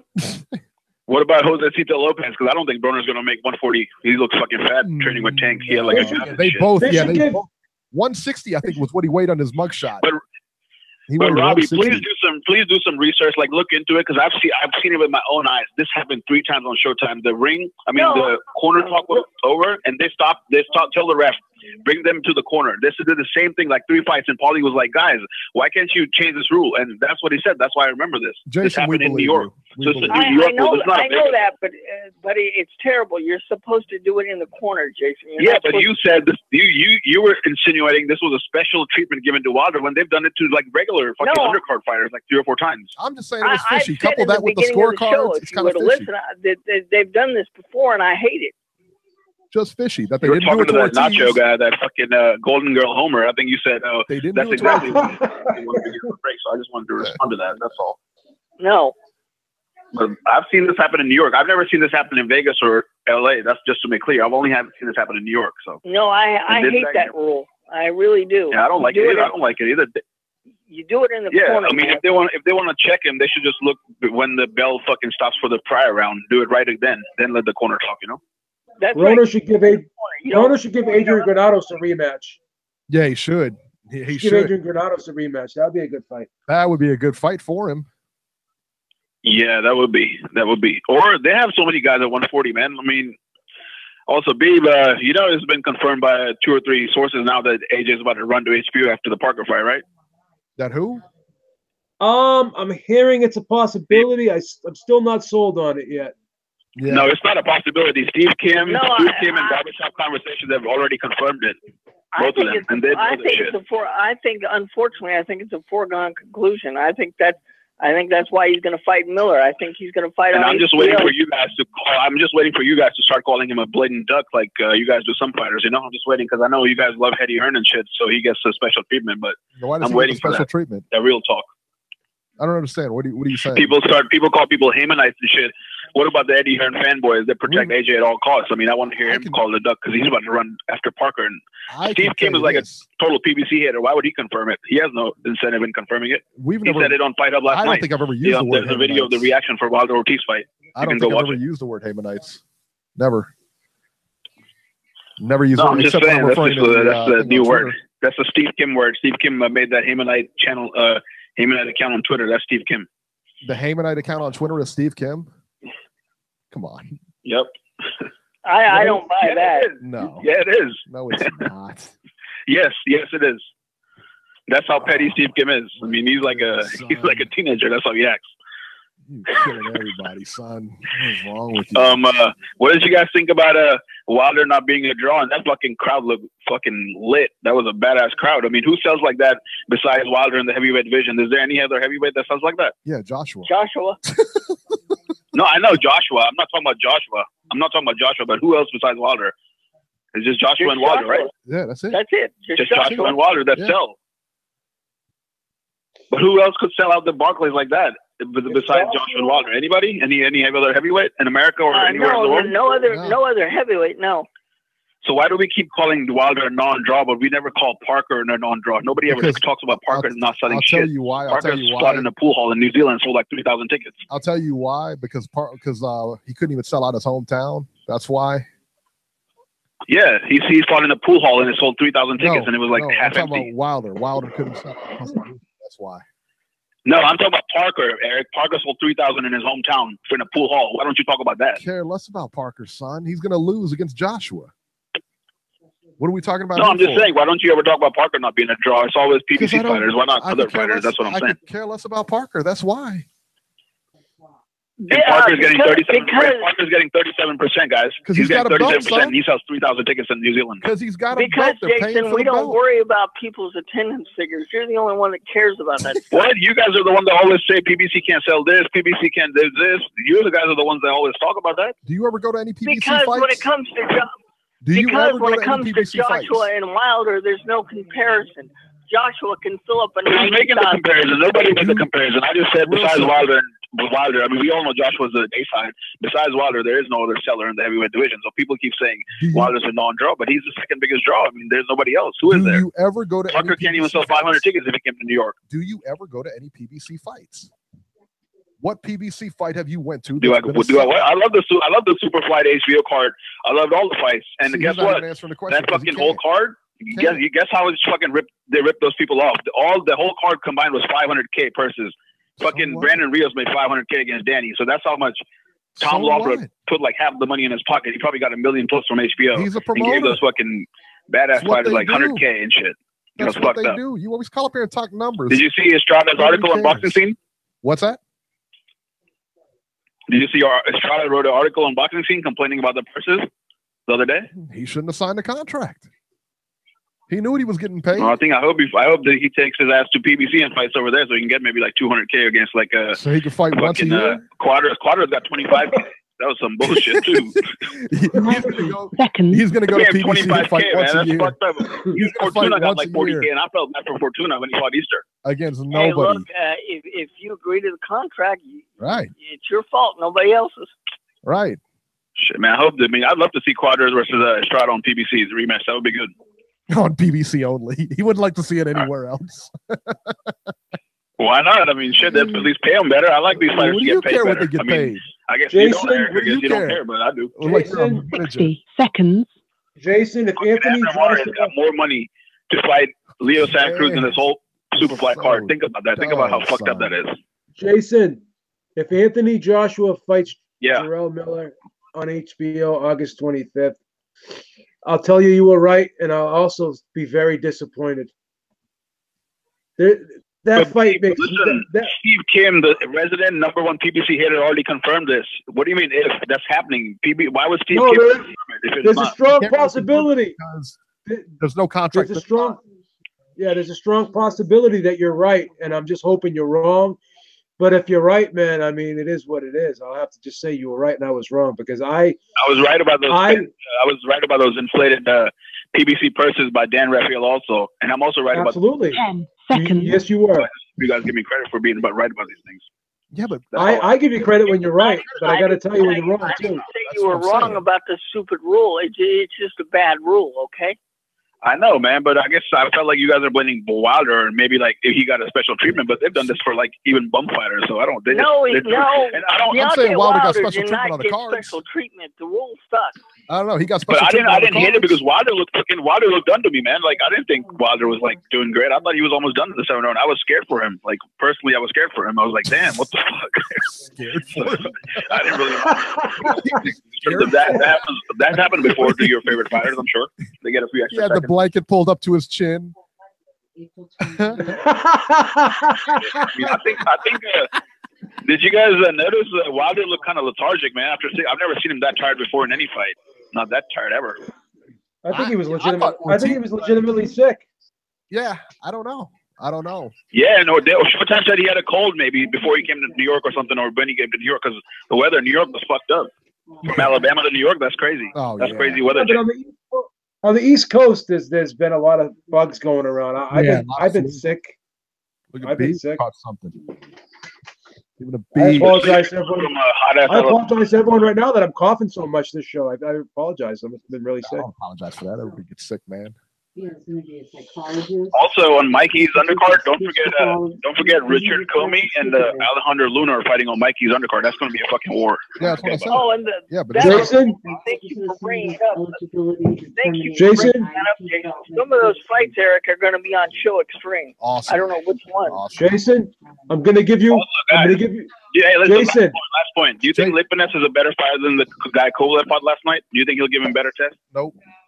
I feel bad for Lipinets. I think it's a mismatch. He's getting like last night, main event, or maybe a little bit better. He's getting murked under 8 maybe rounds, a little better, son. but not much. It's not going to be better. But than Jason, Showtime Lipinets is they're showing the fucking promo on Showtime right now as we speak. He's Jason, Homeland. All right, guys. Jason, I have to say one thing. Yes. So far this year, I've been very happy with PBC. I don't care, even though they're on Showtime. I don't care. They've done great. They've put on some great cards thus far this year, and I will acknowledge that. And I think PBC. That's what kills me. He calls up, and I think Showtime is killing. I think Showtime is slaughtering HBO right now. They're slaughtering HBO. Sure.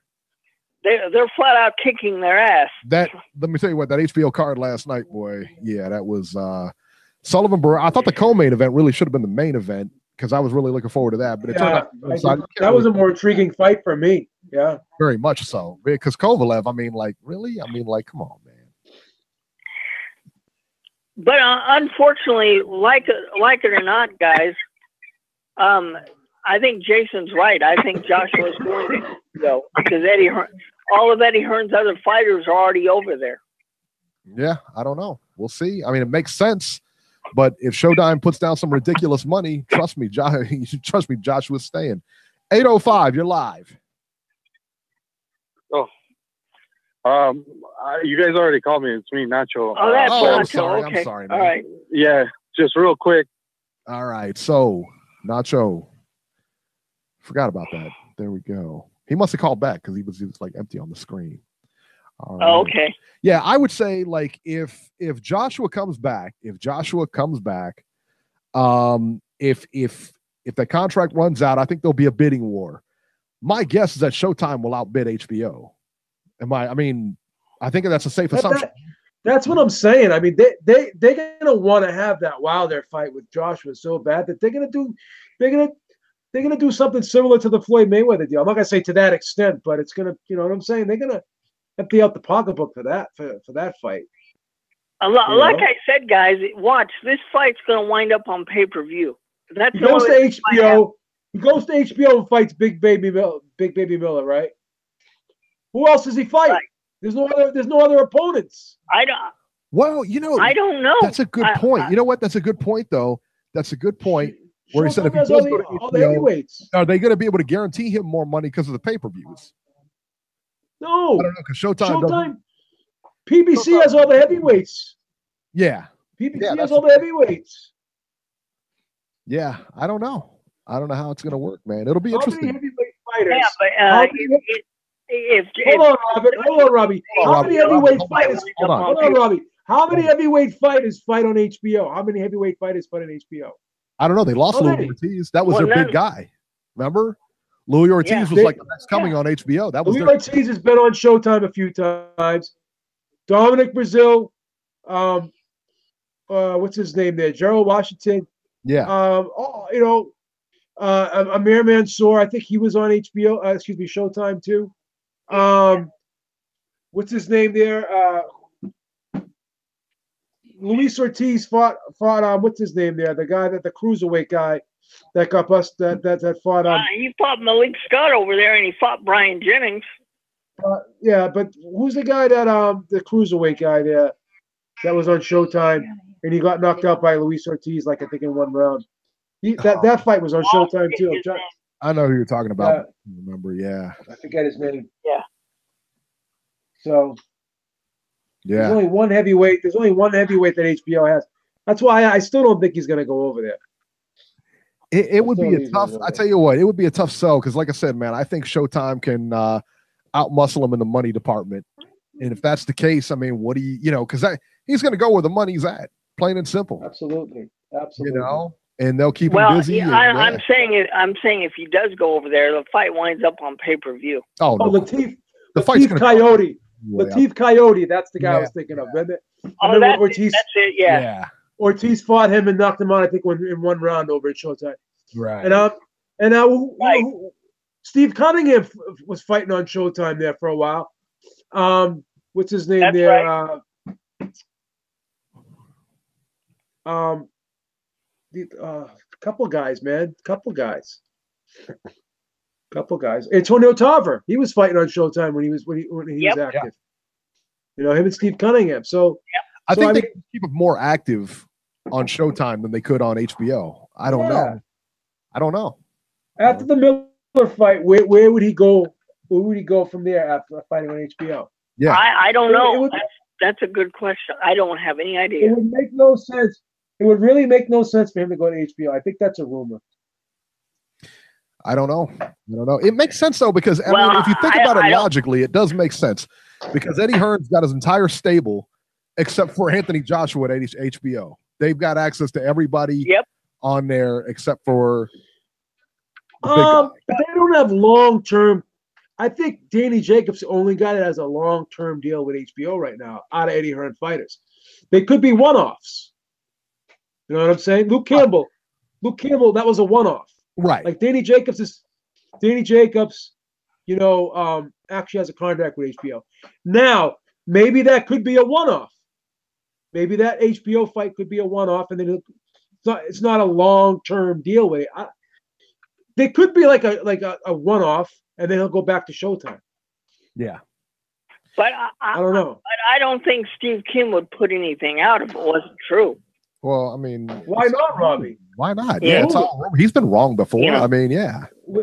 I know, but you could have as many sources as you want, right? Right. But you don't think sometimes a source would give you the wrong information?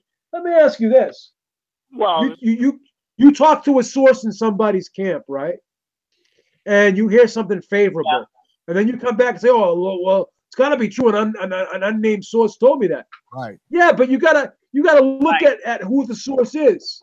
Yep. If I'm your trainer, or if I'm your cousin, and I'm in the gym that day, and I tell you something, you think I'm going to tell you something negative about my cousin or my friend or whoever? You know what I'm saying? That's true. That's right. So if people say, I got an unnamed source told me this, unnamed source told me that. I mean, of course, I mean, it's basically like selective listening. It's confirmation bias. They're not going to tell you anything negative about the fighter if they're in the camp. Right. Exactly. Right. You know, I don't trust anything until it's signed. Until I was in I don't trust. I was in so and so's camp, and an unnamed source told me this. You think they're going to tell you something negative? Come on. It makes no sense. Exactly. Exactly. All right, guys, that'll do it for this edition of Ringside Reporter. As always, you can catch Robert on Twitter at Ringside Robert, or you can call Ringside Robbie's Corner at 917-259-1810. Leave him a message. You can catch Joe Habib on Twitter at jhabib1. Find his YouTube channel at beatingtheoddswithbeeb.com. I'm at Ringside 73, and we'll see you next week.